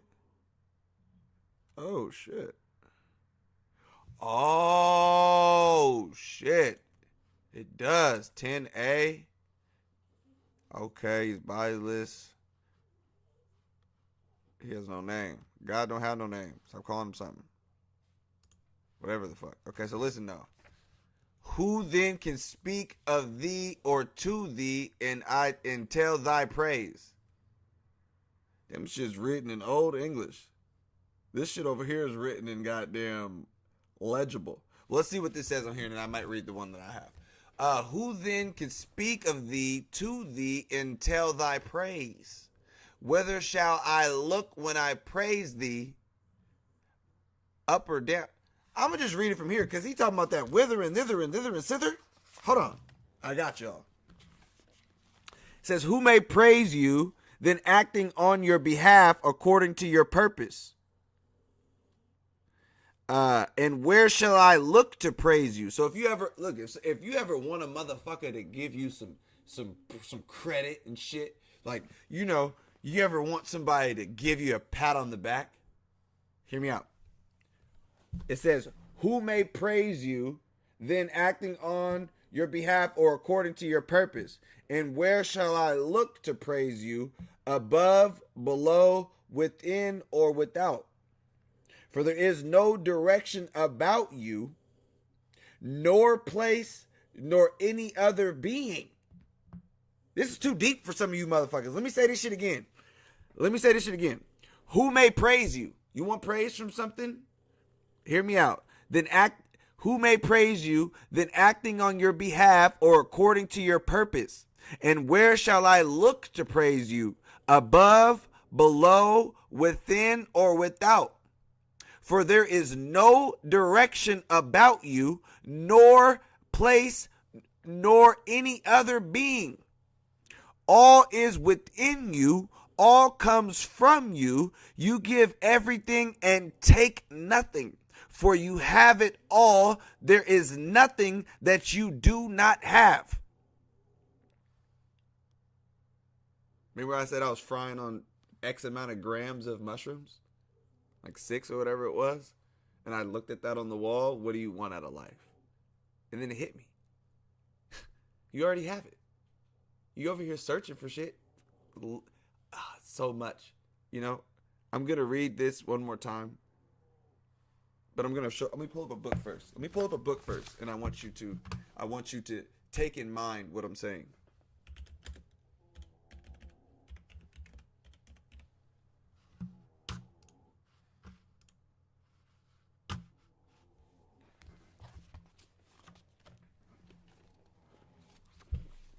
Who may praise you, then acting on your behalf according to your purpose? And where shall I look to praise you? Above, below, within, without? For there is no direction about you, nor place, nor any other being. There is nobody in this bitch but you. All is within you. All comes from you. You give everything and take nothing. For you have it all, and there is nothing that you do not have. So that's when you deal with this holographic matrix. And when I tell people all the time that when your physical body came online, your soul went to sleep. And your soul is dreaming all this damn shit. And that you look at the Nag Hammadi and you go back to some of my videos, me breaking down this bitch ass God that runs the damn planet, you will see that the God encases motherfuckers down here in what is called a light matrix. This is literally a matrix. And the brain, your matrix brain, physical fucking brain, is part of the enemy. Your eyeballs are a part of the enemy. This whole body is designed to convince your ass that the things that are happening around you are truly happening. And I just read to you from one of the most ancient texts on earth that none of this shit is real. It's a series of events that do not truly exist except in your mind. Your mind is creating all of this shit as you go. You could be in the damn matrix, your own created matrix. And what are you doing in the own matrix? What was Neo doing in the matrix? Going to work. What was Bruce Willis doing in The Sixth Sense? Going to work. You know what I'm saying? You have to understand. They understand this high science of this all being a figment. You start looking at these Marvel movies and you start doing some of the shit that these motherfuckers was doing when they created some of these characters, aka psychedelics, and then you look at a movie like goddamn Kang the Conqueror, and you got a nigga traveling through goddamn different dimensions and different multiverses with all of them being him. Every single time. They just put out a movie. What is it called? I keep showing the shit. Everything, everywhere, all at once. Do you know how much science is in this motherfucking movie right here? You know how much science in this bitch? The whole shit. They were showing her all this shit going on at one time. Past, everybody like, time ain't real. The past, the present, the future, all of this shit is happening simultaneously. People will say that in one breath and then bitch about it in the next. I can tell you, and this is what I be saying to people, like, you have to understand, if this is all a dream, a figment of your imagination, let's see what it says in this text. I gave you my translation. Let's look what this translation said. And for what shall I praise thee? For the things thou hast made, or for the things thou hast not made? For the things thou hast made manifest, or for those things thou hast concealed? And where shall I sing to thee? Am I my own, or have I anything of my own? Am I other than thou? Thou art whatever thou art whatsoever I am, thou art whatsoever I do, and whatsoever I say. Thou art all things, and there is nothing besides thee, and nothing that thou art not. Thou art all that is come into being, and all that has not come into being. Thou art mind in that thou thinkest, the Father in thou createst, and in God thou workest, and in good thou makest good, in good thou makest all things. That was a lot of thous and thithers right there, okay?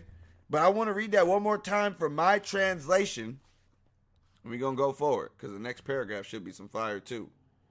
And we should be able to keep going in there, because I don't see all these goddamn thous and thithers. But anyway, let me read that one more time. Who may praise you, acting on your behalf or according to your purpose, and where shall I look to praise you? Above, below, within, or without? For there is no direction about you, nor place, nor any other being. All is within you. All comes from you. You give everything and take nothing, for you have it all, and there is nothing that you do not have. There is nothing that you do not have. Remember that when you stress. So here's the thing.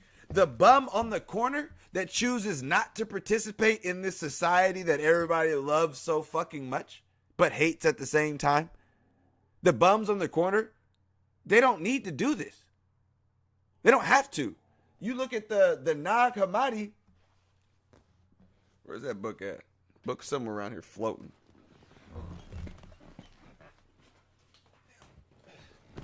Shit.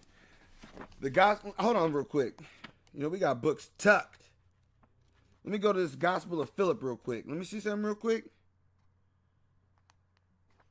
Hold on real quick. Okay, what did Christ say? In the Gospel of Philip, Christ came to punish some, to purchase some, to save some, and to redeem some. He purchased strangers and made them his own, and he brought back his own who he had laid down of his own will as a deposit. Not only when he appeared did he lay the soul of his own will as a deposit, but from the beginning of the world he laid down his soul for the proper moment according to his will. Then he came forth to take it back, since it had been laid down as a deposit. It had fallen into the hands of robbers, and it had got stolen, but he saved it. And he redeemed the good of the world and the bad. And he redeemed the good of the world and the bad. Everybody makes it, nigga. Because why? Why does everybody make it to the next level? Because everybody who happens to be down here in a figment of your imagination is at the lowest it could be. There is nothing lower than the physical reality. You know what I'm saying? Nothing. Okay. So let's continue. Cause let's see what this says. And everything that furnishes any sort of supply is called good, but the good is the one thing which is the source of all things and supplies all things. And this belongs to none save God alone. There is nothing that God lacks, so he should desire to gain it, and and it should thereby become evil. There is nothing that God can lose, and the loss of which might be grieved. There is nothing stronger than God to do him wrong and to so provoke him to quarrel. God is no consort to excite him in the passion of love, no disobedient subject to rouse him in anger. There is none wiser than God to make him jealous, and since his being admits none of these passions, what remains save only the good. But as no evil can be found in such a being, good can not be found in any other. Hold on, though. Time out. Who do I call the enemy? I'm the main one calling humans the goddamn enemy, right? But as no evil can be found in such a being, even so the good cannot be found in any other. In all other beings, it says, in all other things, all is evil. In the small and the great alike, in each thing severely. And a one living being that is greater than all and mightiest of all, for these things come into being are full of perturbations, seeing that the very process of their coming to being involves perturbation. What the fuck word is he using in my book?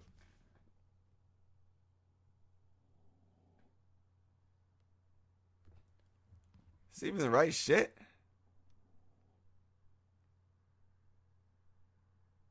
Man, I'm lost over here, but let me read the shit that's coming out of my Hermetica right here. Next paragraph. It says, when shall I sing a hymn for you? One cannot detect your time or season. For what shall I sing the hymn? For what have you made or what have you not made? For what have you made visible and what have you kept hidden? And wherefore shall I sing the hymn for you, being something that is a part of me, or I am a special property or something apart? For you are whatever I am, you are whatever I make, you are whatever I say, you are everything, and there is nothing else. What is not, you are as well. You are all that is come to be, you are what is not come to be. You are the mind that understands, the Father who makes the craft work, the God who acts, and the good who makes all things. The matter compromised of the finest particles is air, but air is the soul, soul is mind, mind is God. Mind is God. This is what we're dealing with. We are dealing with high science. Okay? You are all that is come to be, yet you are not what is come to be. You are what is not. So you have to understand, and just in the paragraph above that, when it says there is no direction about you, nor place, nor any other being, all is within you. All comes from without you. Now, you want to know something interesting? Let's look up something real quick. I do not believe that, and I don't want to lose my spot on here on this weird ass shit. But in my Hermetica, book number 15 is missing. Book 15 of my Hermetica is missing. If you have one, please tell me if it's missing in yours. Oh shit. I'm about to go to the next one real quick. Hold on. 6.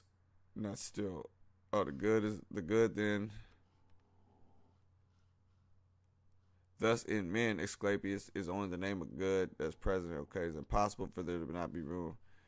It is impossible for there not to be room for the good in a material body hemmed in the grip as such a body is by evil, by pains and by griefs, desires and by angry passions, delusions and foolish thought.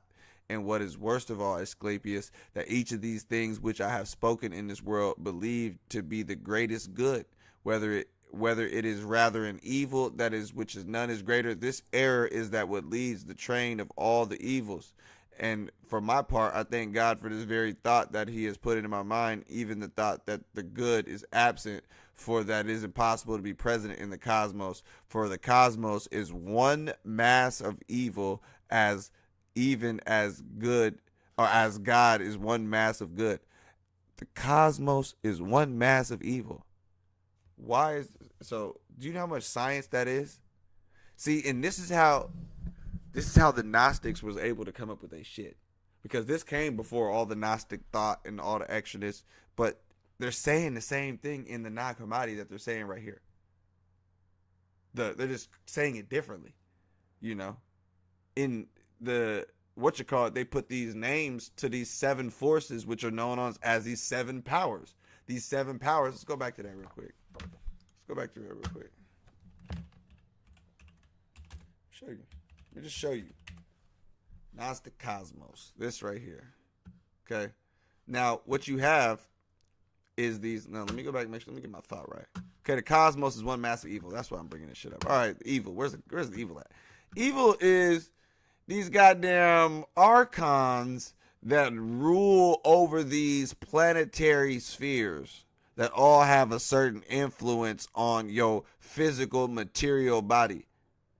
They do. Okay? The energy from these said spheres have an effect on the human body. Nobody really thinks about that because it's not taught.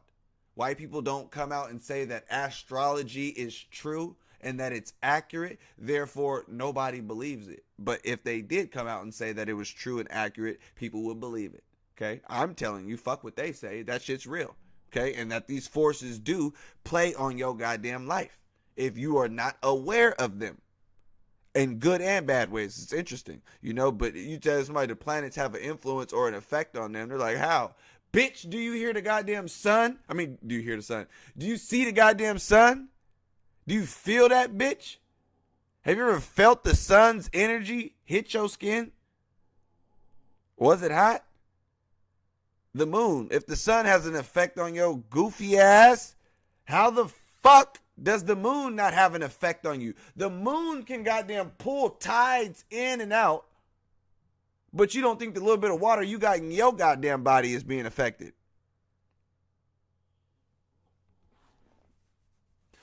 Man, know thyself.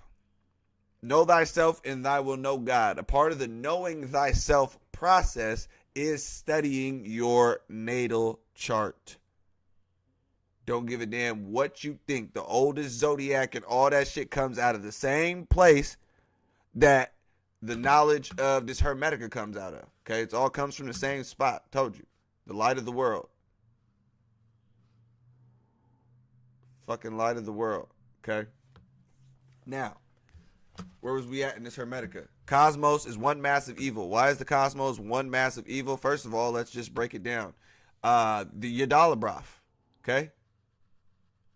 This is the lower aeons. So everything you see down here in this universe that has, you know, Jupiter and Earth and all this shit, humans and whatnot, all of this, the material realm and all of that, because, you know, the cosmos, those, you know, the material is created by this bitch ass nigga right here, Yadalabroth. And all of this shit is just an emanation of that which is above. So you have to understand, when you look at the creation of the physical universe, it was made by a motherfucker who was in the damn water, who never even seen what the fuck was above. He just seen what he thought he seen. So if you really want to know what we really living in comparison to the real shit, let me show you.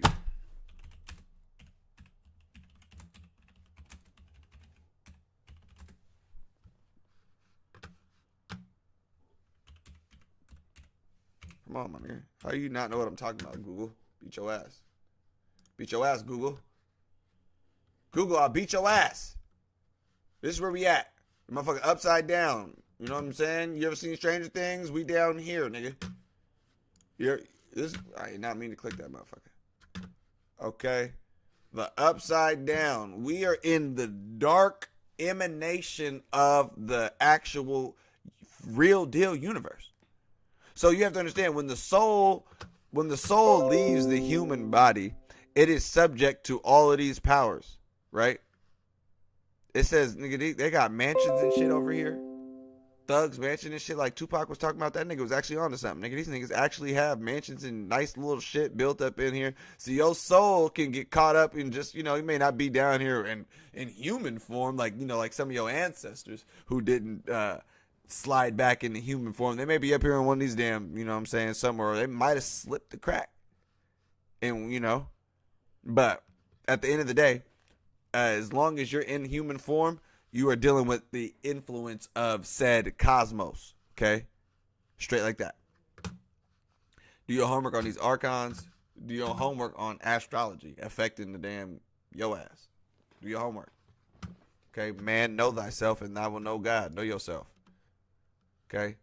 For we need not fear to say, Asclepius, that the very being of God, if being can be ascribed to God, is the beautiful and the good. But it is not possible for that light of the beautiful and the good should shine on anything in the cosmos. For all the things which the eye can see are mere phantoms and unsustainable outlines. But I'm tripping when I tell y'all, nigga, this is just really some illusionary shit. And what you think you see, you don't really see. This is the Matrix. Your eyeballs literally only work properly if there is light. If there is no light, this is why they said on the fucking couple pages before, if you ever want to think about who God is, it's the motherfucker that puts light in this bitch. The fucking sun. And even the goddamn Egyptians were smart enough to know that. Who is their number one deity? Ra, the fucking sun. The motherfucker that makes the goddamn universe exist. The holographic matrix is able to exist because there's light. The light shines down on this fucked up ass globs of matter, however it is. It's just shit vibrating really slow. Okay? What is in this Kabbalion, you know, in this Hermetic, I don't know where it's at though. But there's something you guys do have to understand though. Everything's vibrating. Okay? The principle of vibration is the idea that ain't no fucking idea. Fuck you. The principle of vibration is the fact that everything in the universe is in motion and vibrates at different rates. Okay? What do you mean by that? We mean that when you come over here to the, you know, the fallen. Let's go back to a different one. Let's go to a different one too. Images. Okay, when you go down to the fallen and you deal with the physical material realm and shit like that. Down here, you know what I'm saying, on the terrain. Let me see if we can get a better one.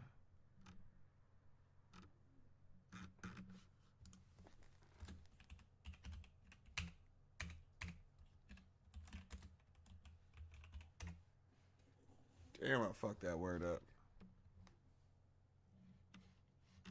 I fucked that shit up. What is this? Okay, this is cool right here. Damn.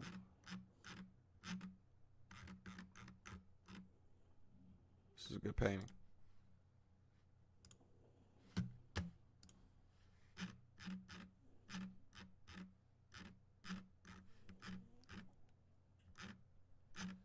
Fucking A. I mean, goddamn, where's the picture at? Anyways, the physical reality is the slowest vibrating shit in the goddamn universe. Okay? It's the slowest rate of vibration that they have in the universe. Okay, let me type in the pleroma. Hold on. Let me type this shit in real quick.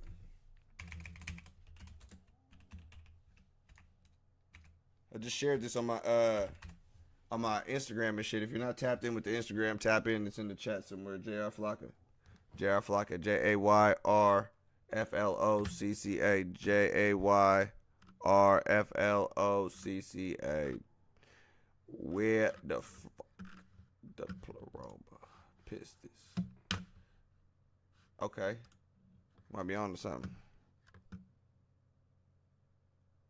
No.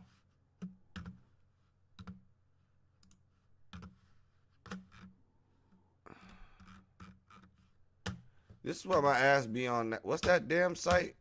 This is why I be on this motherfucker right here. Because they got the shit.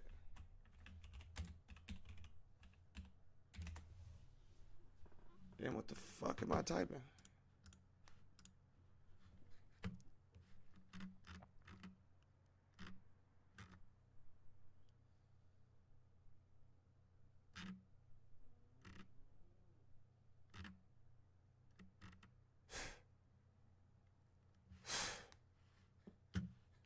Fucking Malkuth. Alright, now we can use the Tree of Life for this shit.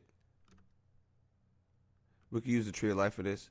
So, Here's the thing. This is no different than all the other ones you just seen with the Sophia at the top and the fucking the unknowingless one, and then the parents and all the shit like that. All of these. Then you got the motherfucking astrological influences, the planets and whatnot. This is all the tree of life and how this shit all emanates and trickles down like fucking Reaganomics down to your motherfucking ass down here in the Malkuth, right? So all of these influences with the sun in the middle and all the different, all of these come down here in different paths and take different paths. This is why each one of these lines right here is associated with a certain trump or a certain court card when you're dealing with the tarot. You know what I'm saying? You got some of the major ones is dealing with the trumps, but some of these other trumps, because there's a lot of lines and paths that they take, you know, is dealing with the tarot.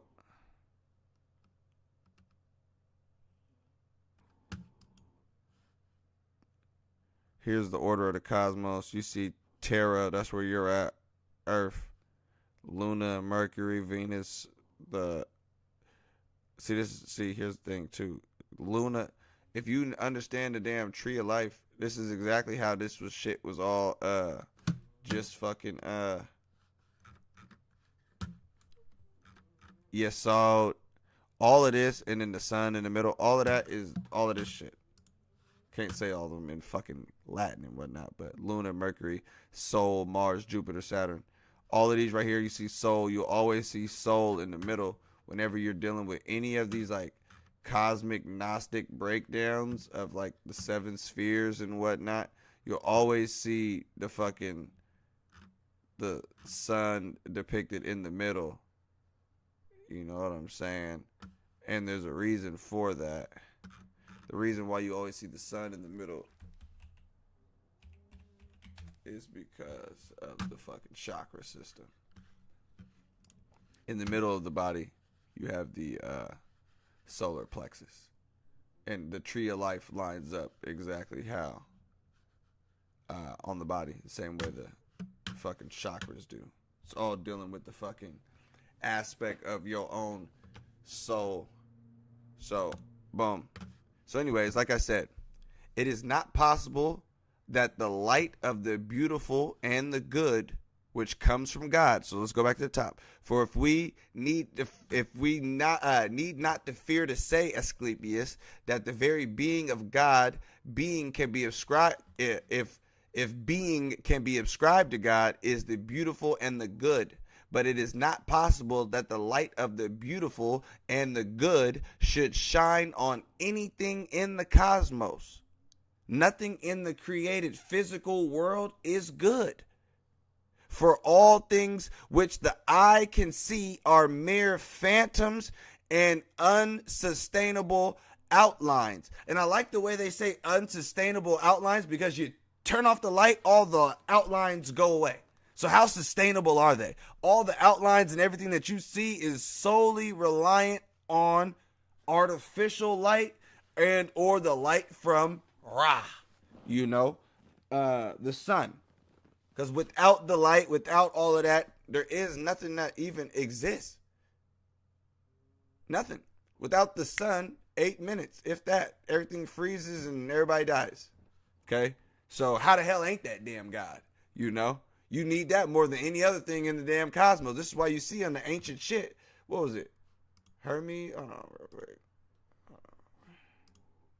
This is why you see goddamn Hermes, one of the wisest motherfuckers, if not one of the wisest niggas ever. You see he got the damn sun and the moon in his shit.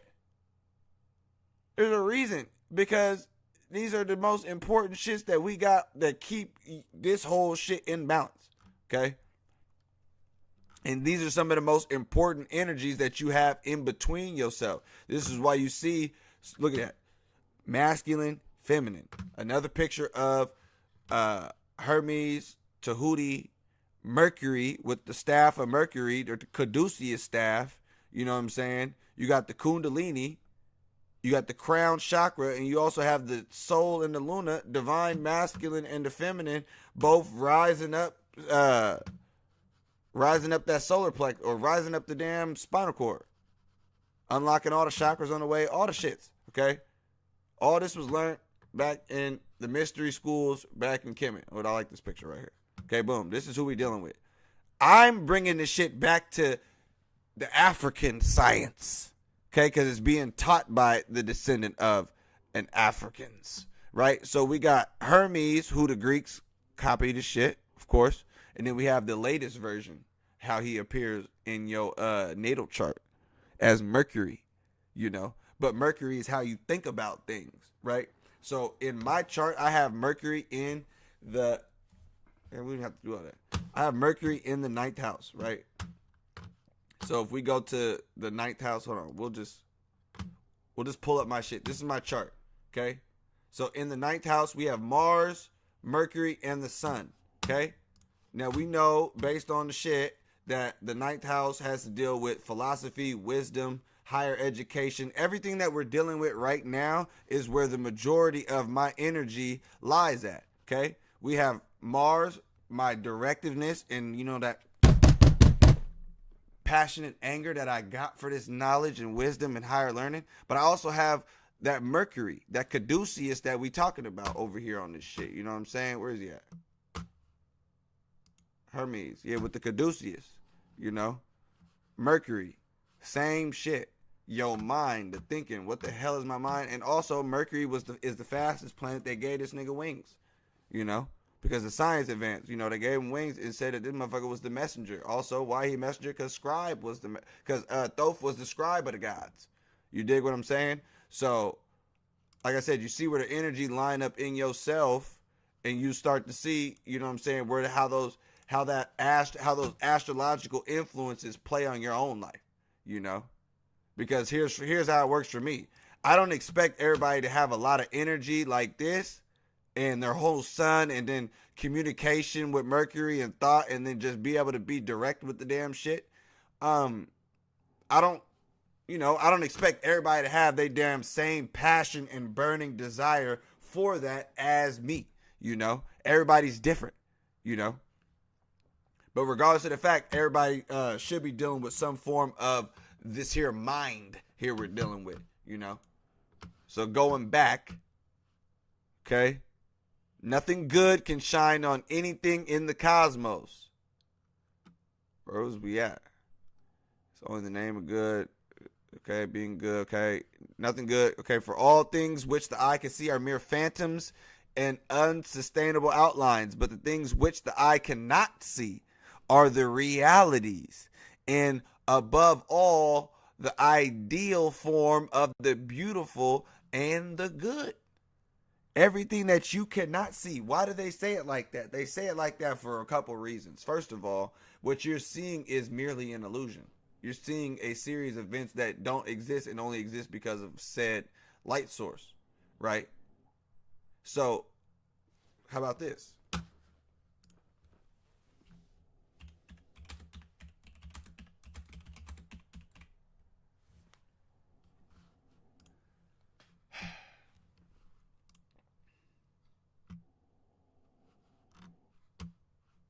Okay, so the human eye can only see about 0.0035% of the entire light spectrum. Less than 1%. Less than 1%. What do you mean, nigga? What I'm getting at is there's a lot of shit that's going on outside of your field of perspective. You don't see shit. It is what is in the darkness that is what's real. What is dark to you is where all the real shit happens.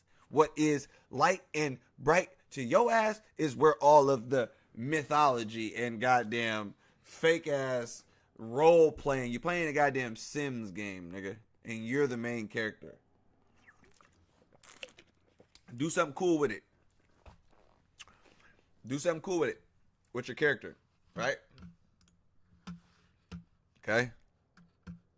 For the beautiful, they belong to God, indispensable, without blemish. Okay? If you are not able to apprehend, then you apprehend the beautiful and the good, for that beauty is incomparable.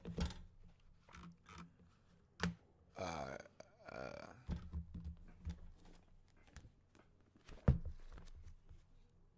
right, hold on. I probably read one more chapter, and I'll let you guys. We will end the class. What do we got here? Try checking the notes on who mentioned the book. Exactly. You're not gonna. If you find, I mean, we could pull up book 15. You know what I'm saying? But it's not in my text, and that's the one where all the shit I just said pops up. The Way of Hermes.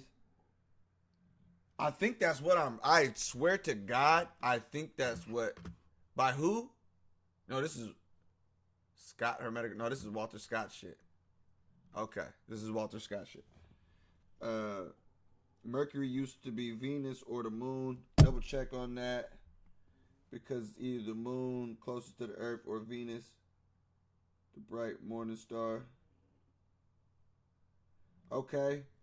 I like that Bodhisvata. I don't even know how to say that, but I know what that means. I know what the Bodhisvata is. I feel like that's me and could be your ass too, clearly, because you on the shit. Anyways, listen, Mercury used to be Venus. Hell, they said goddamn Saturn used to be the damn sun. You know? They do be having, hold on, time out though. She could be on something. Because yeah, they did say, they do got cuz on some little zesty shit right here. You know what I'm saying? They might have had role swapping and shit going on over there with Mercury and Venus and shit like that too. And they are close to each other too. So, you know, who knows? I would like to know more information on that if you got that. I like the prior setup than what we got right now. But let me see, what do we got? We're going to read chapter 7 and I'm going to let you guys go.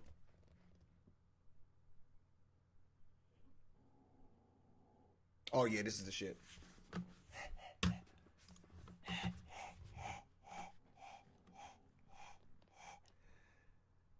The ignorance of God is the greatest evil in man. Let's see how Cuz got it for us. I appreciate you guys coming through and tapping in. Peace to the gods and peace to all the goddesses in the chat. Appreciate you guys coming through. Like the fucking video or not. Okay. Yeah. And people, hey, listen, I hear a lot. You know, everything I say be rooted. I could be the damn enemy to humanity. You sound like the devil. So what? That nigga wasn't trying to worship no human. And they said God was trying to get that nigga to worship a human, kicked him out. Fuck him. The human is the goddamn, like, it's an interesting thing. Don't get me wrong. Okay. But hell, who the fuck is putting the damn divinity in a fucking animal? The human is that of an animal. Just like the Nile Kamadi say, humans come into being and are created the same way that animals are created and come into being. There is no different. Like I said, y'all,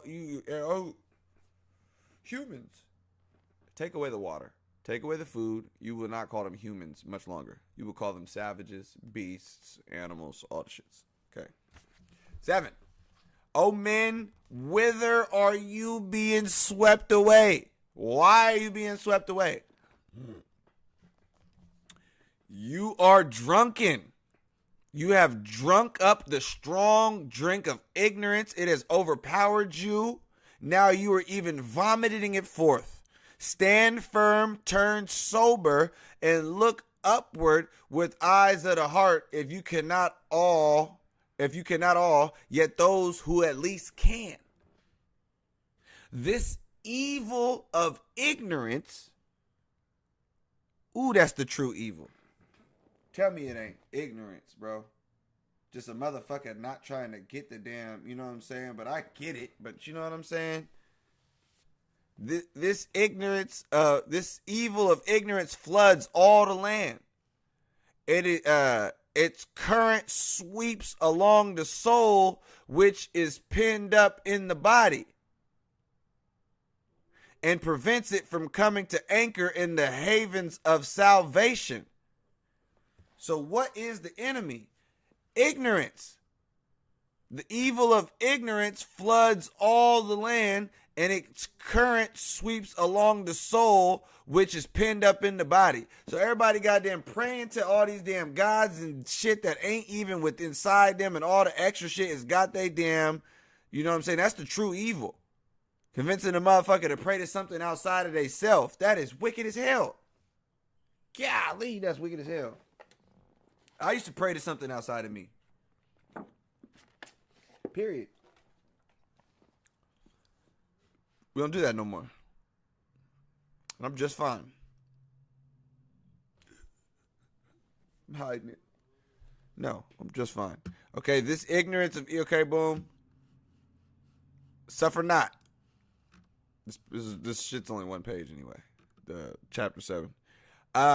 Yourselves then to be borne along downstream by the strong current. What's that strong current? The current of ignorance. Dumbass shit. Okay. But avail yourselves a backflow to those who are able to reach the haven and cast there and seek a guide to lead you to the door of the house of knowledge. Hell, everybody needs a fucking guide to help them get to the door of the house of knowledge. Period. Nobody's in this bitch. I mean, you could choose to be in this bitch alone, but you might not get very far. You know, you might need to, at least get some damn starting points. Hell, I ain't got to be the motherfucker to lead you, but I can show enough be a goddamn starting point. Get you a goddamn Hermetica. Get you the book African Origins of Biological Psychiatry. Those are 2 that you need for sure. And if you want the lighthearted version before you dive into the Hermetica, which could be, well, we breaking this shit down. You know how to fucking read that motherfucker. Nah, get the damn Hermetica. Fuck it. Okay? This is going to get spicy. It says, lead you to the door of knowledge. There you will find a bright light, which is pure from darkness. There none is drunken, but all are sober, and they look up with the heart to him which it will it with the heart alone. He should be seen, for he cannot be known by hearing, nor known by speech. Nor can he be seen with bodily eyes, but with mind and heart alone. Here's this. Hear ye, since we're on some fucking 1600 shit with this goddamn Hermetica. Holy shit. But I think this is Walter Scott shit. I'm going to have to buy this one and add it to my collection too. Just because, you know what I'm saying? Walter Scott's version is, I like the translation. And like I said, I have a background in Christianity, in Hebrewism, and Judaism, and all the shit like that. So when it comes to reading some thous and thithers, nigga, 1611 KJV, any of the shit, that ain't shit. Get your scholarship up, y'all. Remember, mind is how you separate yourself and become immortal near mortal humans and those that think like a damn human. You gotta stop thinking like a goddamn human. You gotta stop thinking like a human. Anytime you find yourself getting pissed off like a damn human, imagine this being a dream. Do not argue with nobody in no goddamn dream. No. For what? It's a waste of energy. It's a series of events that do not exist. I just read the damn shit. Go back and, whatever. Buy the damn book and listen to it yourself or go online, whatever. The heat is in there. Okay? But anyways, let's finish this out. But first, you must tear off this garment which you wear. This cloak of darkness. This web of ignorance. This prop of evil. This bond of corruption. This living death. This conscious corpse. This tomb you carry about with you. This robber in the house. This enemy who hates the things you seek after and grudges you the things which you desire. Such is the garment which you have on clothed yourself. It grips you itself and holds you down that you may not look upward and behold the beauty of truth, the good that abides above, and the evil of this thing, discovering its ill designs against you.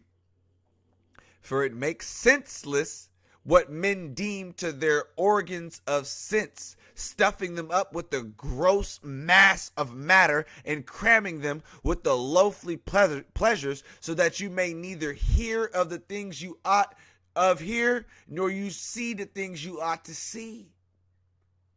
What does that mean? That means, listen, tear off this garment. I already told you in a couple chapters before, nigga, what the human body is. Your soul is encased in this tomb. Even when you look at the meaning of the actual symbology of the fucking mummies in Egypt, they didn't just do certain shit to the damn mummy. No, everything was a ritual. everything in the mummification was a ritual. So even them wrapping the damn skin of the mummy with sinews and whatnot and the damn linen, this was symbolic of the skin of the human being. The mummy got wrappings because the soul has wrappings. The soul is encased in some shit they call skin. Christians say you were born into skin. You were born into sin. I say you were born into skin. That is the ultimate sin. Okay, I read that on the goddamn last shit I was doing about it was bringing in babies. You know what I'm saying? You trapping souls in this bitch. You know, it is what it is. You know, it is what it is. But anyways, first you must tear off this garment, your physical, which you wear, this cloak of darkness, with these web of ignorance, that brain, that web of ignorance that convinces your ass that even though he's saying that all this shit ain't happening, my brain and my mind is convincing me that everything that I'm seeing right now is true. How do you know this just ain't another version of yourself reminding yourself of things that you probably already knew in one past life or another? I'm no one special. I'm just a voice. On the internet, I'm just a vibration. That's all I am. No special. To myself, I'm God in this bitch. But to you, I'm just you. A version of you that may read a little bit more than you. That's it. That's it. Anyways, tear off this garment which you wear, this cloak of darkness, this web of ignorance, this prop of evil, this bond of corruption. Now you see where the Gnostics get their shit from. This living death, this conscious corpse. Come on, bruh. And this one over here, my shit calls it the portable tomb. Your body is a portable tomb. If you understand alchemy, we are going through what's called the Negrito process. Remember, alchemy comes from Kemet. I didn't type in anything. But I typed it in, though. Okay? In alchemy, Negrito. That's why I say, remember the black dot. You know what I'm saying? The black dot. The black dot, the origins of everything come from the black dot. Okay, what are we dealing with?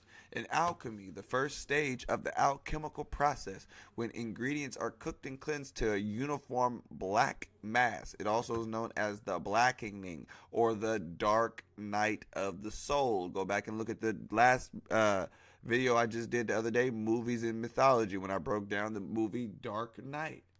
And Batman's Dark Night of the Soul. What does the Negrito mean? It means putrefaction. Oh shit. Putrefaction. This is alchemy. Everything we're dealing with is alchemy. Okay? What does it say? The living death. The conscious corpse. What does that mean? That is alchemical in nature. How do I know? Because I understand putrefaction. This is the process of decomposing or rotting. That is what you are doing right now. How many cells on your body is dying and decomposing right now in the process of regeneration? But even then, on an even deeper scale, the process of decomposing. Every day you wake up, you are closer to the deathbed, if you make it to a deathbed. So regardless of the fact your life state is that of putrefaction, you are deteriorating as you go forward. This is an alchemical process. No one escapes the putrefatico, as they said it in Latin. Okay. The killing aspect of Negrito is associated with death. Why are they talking about all this death and shit? Living death, conscious corpse, because they understand putrefaction. Everybody's on their way out, buddy. You try to take this shit all extra serious, nigga. I have to, man, listen, I'll be up at 3 o'clock in the goddamn morning. Work 12 hours, get off this bitch. Have 20 minutes to fucking shower, smoke some weed. Haven't ate since lunch at work. Gotta be up at 3 again. You know, it's like, find your purpose or you wasting air. You know, it don't matter. You don't make it out this bitch alive anyway. Doesn't matter. You think your meaningless life in this bitch actually truly matters because that's what they told you to believe. I'm telling you to hate your body because that's what some of the most ancient science actually said. This is what we knew in Africa. We knew that life on earth was nothing but a mere stepping stone in the grand scheme of your journey through the cosmos. Hence why they were a funerary type culture, a culture that, while alive, exercised life to its fullest potentials and explored all potentials thereof life. But this was a culture that made enormous preparations for the dead and had extreme reverence for the dead. And the reason why they had extreme reverence for the dead is because the death is when the real shit starts. What is the Book of the Dead truly called? The Book of the Dead is truly called the Book of Going Forth by Day. Am I right? The Book of Coming Forth by Day. So they understood death as not just the end all be all like they believe in, you know, some of these Western countries, or that you have to go to one or other two spaces, which is heaven or hell. No, they understood that the soul was journeying on to its next, and that it could, unfortunately, based on the science, end up in this position. But we knew at points in time during our incarnations on how to not reincarnate. If the soul stayed trapped in the physical body,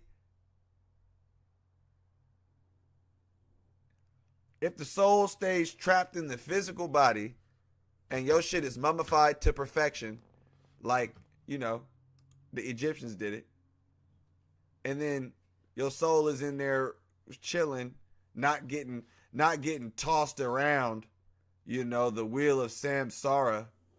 Let's say out of nowhere, fucking some French guy finds your tomb, turns you up and grinds your body into a powder and consumes you. Well, they just sent your ass to the goddamn wheel of samsara.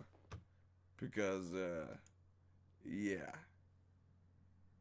Like I said, understand what you're living in. The conscious corpse, the portable tomb, as they were, the sentient fucking zombie that we all are. You know what I'm saying? The robber in the house. This enemy who hates the things you seek after and grudges you for the things in which you desire. It'd be like that too. Ain't you always warring with yourself and shit like that? But the body and the mind, what the body wants, what the mind wants, you know, all that type of shit, you know. It's all because you're trapped in a goddamn physical, animalistic body. It's just what it is. You'll learn to understand things a little bit more once you just conceptualize, okay, I'm down here with these goddamn humans. That's what it is. Motherfucker, I'm the black sheep. I don't fit in. How you know you're not even one of these niggas? You pretending that we are here. Just gods in disguise. Straight like that. I say it all the time. I'm a god disguised as a nigga. You'd never know until I let you know, nigga. So, we are right on the dot. I appreciate all you guys coming through. Appreciate all the gods and the goddesses sliding through. Sub if you're not. Like the video if you don't. What the fuck ever. Peace to the gods. Hold on, let me see these comments real quick. Before I, you know what I'm saying. Okay, prayer is still sacred for some. Okay. That's the path of ego and Satan. Hail Satan. I needed to hear this. You all are awesome. Yeah, ashes to ashes. Peace to the gods. Good old putrefaction in life. Come on, cuz. Peace to the gods. Tibetan Book of the Dead. Soul sits for 3 days in the body. I got to get that one. Come on, cuz. I couldn't keep it. You know, sometimes when I get going, I can't see all the damn shit. You know, this shit's all coming from the script. This is from the heart, the soul, whatever the fuck. None of this shit is scripted. None of this shit written down. Sometimes I write down what the fuck I want to speak on, but I wrote 3 things down just so I can get out the shower and just have a couple something to get started with. Kabbalion, hoe ass fucking Ptolemy, or wherever he's at. Whatever. So I guess we'll end it the same way I always do, which is closing all of my shit. Okay? All right. Good old putrefaction in life. Next. Do your natal chart. The principle of vibration is what you will find in the Kabbalion. Okay? Remember, we're in the third dimension. This is the lowest vibrating of anything, of all fucking spheres and fucking dimensions, and all out of all the dimensions and spheres, you are in the lowest dimension that you could ever possibly be. You are in the lake of fire. You are in Sheol. You are in Hades. You are in the underworld. You are all of those places right now. When you die, you don't get no lower than this. The lowest you can get is ending up back in one of these motherfuckers as a human, or what I believe is being a dumbass ghost. Meaning you were a dumbass on Earth. You probably died, unfortunately, unexpectedly, and you ended up like Bruce Willis, still going to work on the other side. Maybe still stuck in the same hospital you were in, or some weird shit. You know, people get stuck in pianos and shit. I don't know. Whole bunch of weird shit on this damn, in this cosmos these days. Next. Yeah, we're in the upside down for sure. This is not the real shit. Yeah. I think I was talking about the solar plexus. The pleroma is what you type in if you want to get a understanding of the fucking cosmos. Not Pistis Sophia, that's the name of the great mother, but the pleroma is where you get the fucking...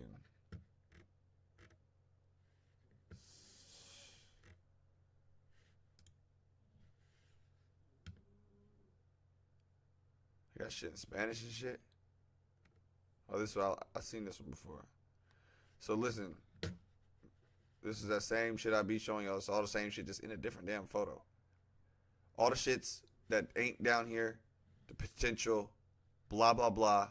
Then you got the God of this physical earth. Everybody act like this is literally the most high. This is not that. This is, nigga, is the God of earth and the surrounding shit that he created. This whole ass cosmos that nothing good can shine in, specifically because of the demiurge creator who created primordial matter, or who used the primordial matter to create what we call manifest reality.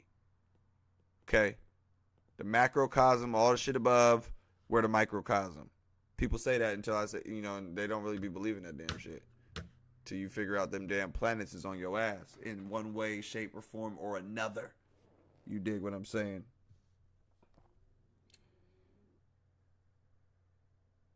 Come on. Where we at? If any man comes to me, this is interesting. I told you they was using the whole New Testament comes from the Greek goddamn version of the Corpus Hermeticum. The Greeks wrote the New Testament, was never written by no damn disciples or no motherfucking and they so damn dramatic. Come on now. Upside down crucifixions. You niggas is dramatic as hell. Fuck out of here. African origins of biological psychiatry. I don't care if you are black or not. You need to read this book. Okay? Explains a lot of shit. Because here's the thing.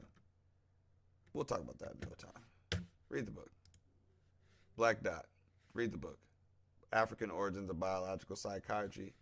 Learn about the black dot. Access the black dot. Access your black dot. All the shit I've been talking about, all this hermetic knowledge, this right here, this, you know, shit started in Africa. Okay? The Pharaoh was taught all the damn shit that, you know what I'm saying, you was reading in the Hermetica and whatnot. The basis of good and evil, or good and evil, embodying both. You know what I'm saying? All those principles. It comes from Kemet, right? And understand throughout the ages, there has been many, many invaders that has came through and plucked a little bit of Egyptian science and took it back. You know. No cap. The Assyrians, Persians, the Greeks, the Romans. Hoe-ass Crusaders is crazy. I did not know.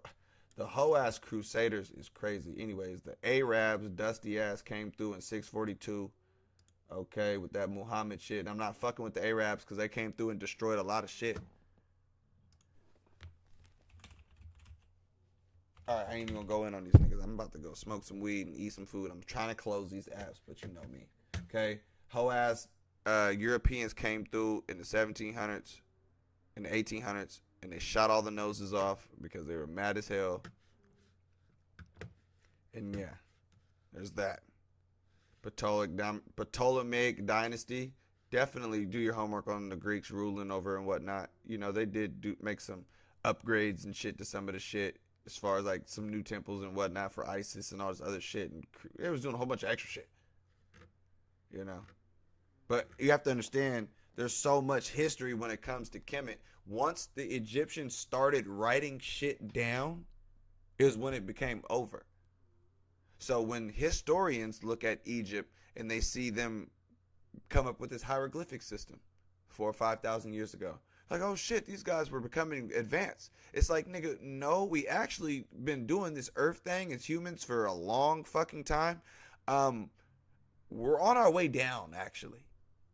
You know, it's an alchemical thing, being at the bottom and then having to really become the base prima materia again, you know. But still having everybody, you know what I'm saying, pretty much use your original shit to goddamn get the fuck on. You know what I'm saying? Shit is nuts. Close. Okay? Close. Kabbalion. For those of you guys who cannot handle some of the more intensity of the Hermetica, the Kabbalion is a great point to start. It was written by 3 initiates. And I do believe that the principles that are listed in the Kabbalion are great. Okay? They are great. Do your homework on the Kabbalion. Why do I feel like reading the Corpus Hermeticum gave me nothing? Do you feel like you got something out of the Corpus Hermeticum tonight? Like we said, some people possess reason and speech, but they do not. You miss the fact that some people possess reason and speech and other people possess mind. You have to search for your mind and you have to contend for it. But it is not begrudged to anyone. Hermes, thrice great, is the Greek name applied to the Egyptian god Tahuti, who the Greeks called Thoth. Okay?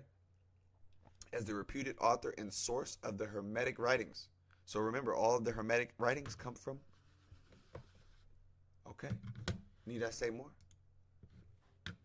Need I say more? Tahutiism? All this shit. Even, what is this? Thoth, Hermes, Trismegistus, all the shit.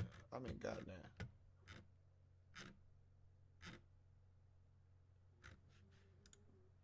The Caduceus. They be like, oh shit, they use, and you know, niggas on their Illuminati phase was like, oh shit, they use the medical symbol, use the damn staff and the snake. Let me explain something to you niggas. Nigga, the staff and the snake might be the most powerful shit. Moses, serpent. Hold on. God told Moses. Let me give you guys some science real quick. You know, let's look at some science real quick. You niggas got me fucked up. None of you guys got me fucked up, but life has me fucked up. You know, what you see right here is a story of the Israelites. Right, the Israelites were traveling from Egypt, and on that road back from Egypt, they were being bit by scorpions.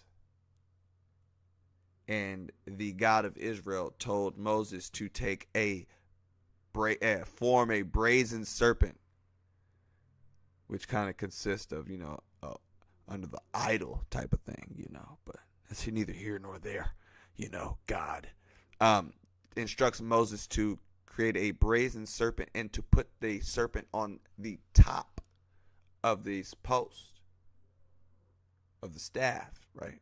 And basically, he said that anybody that had looked upon the serpent upon the top of the staff or pole would be saved.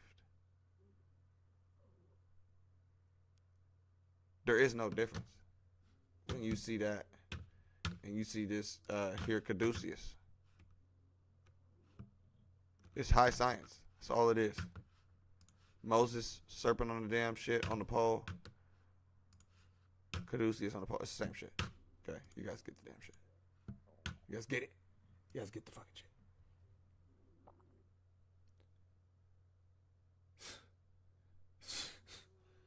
Hermetic Order of the Golden Dawn. Ain't that some shit? I mean, I'm not mad. Hold on, time out. The Golden Dawn system was based on hierarchy and initiation. Ain't that shit? Similar to Masonic lodges. The Great Structure was based. Do you think they would have let me in the Golden Dawn?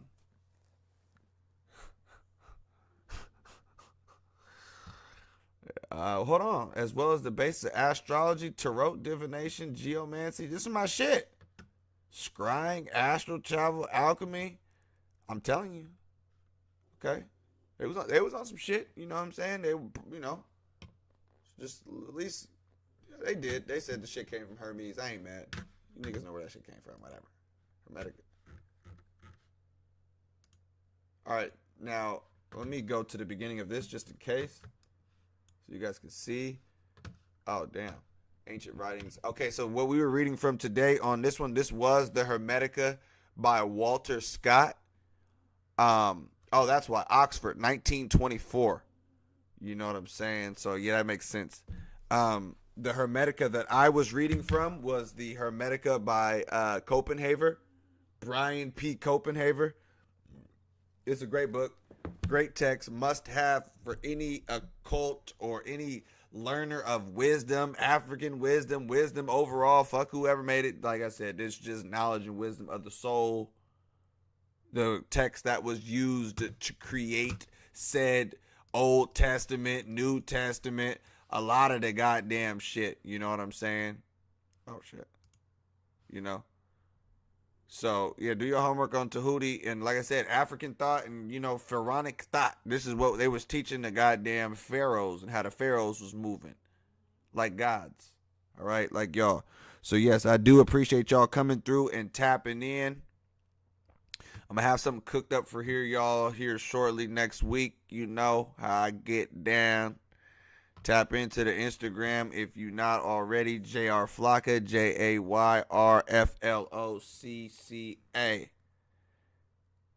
Peace to the gods.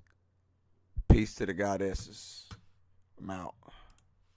Fucking hungry.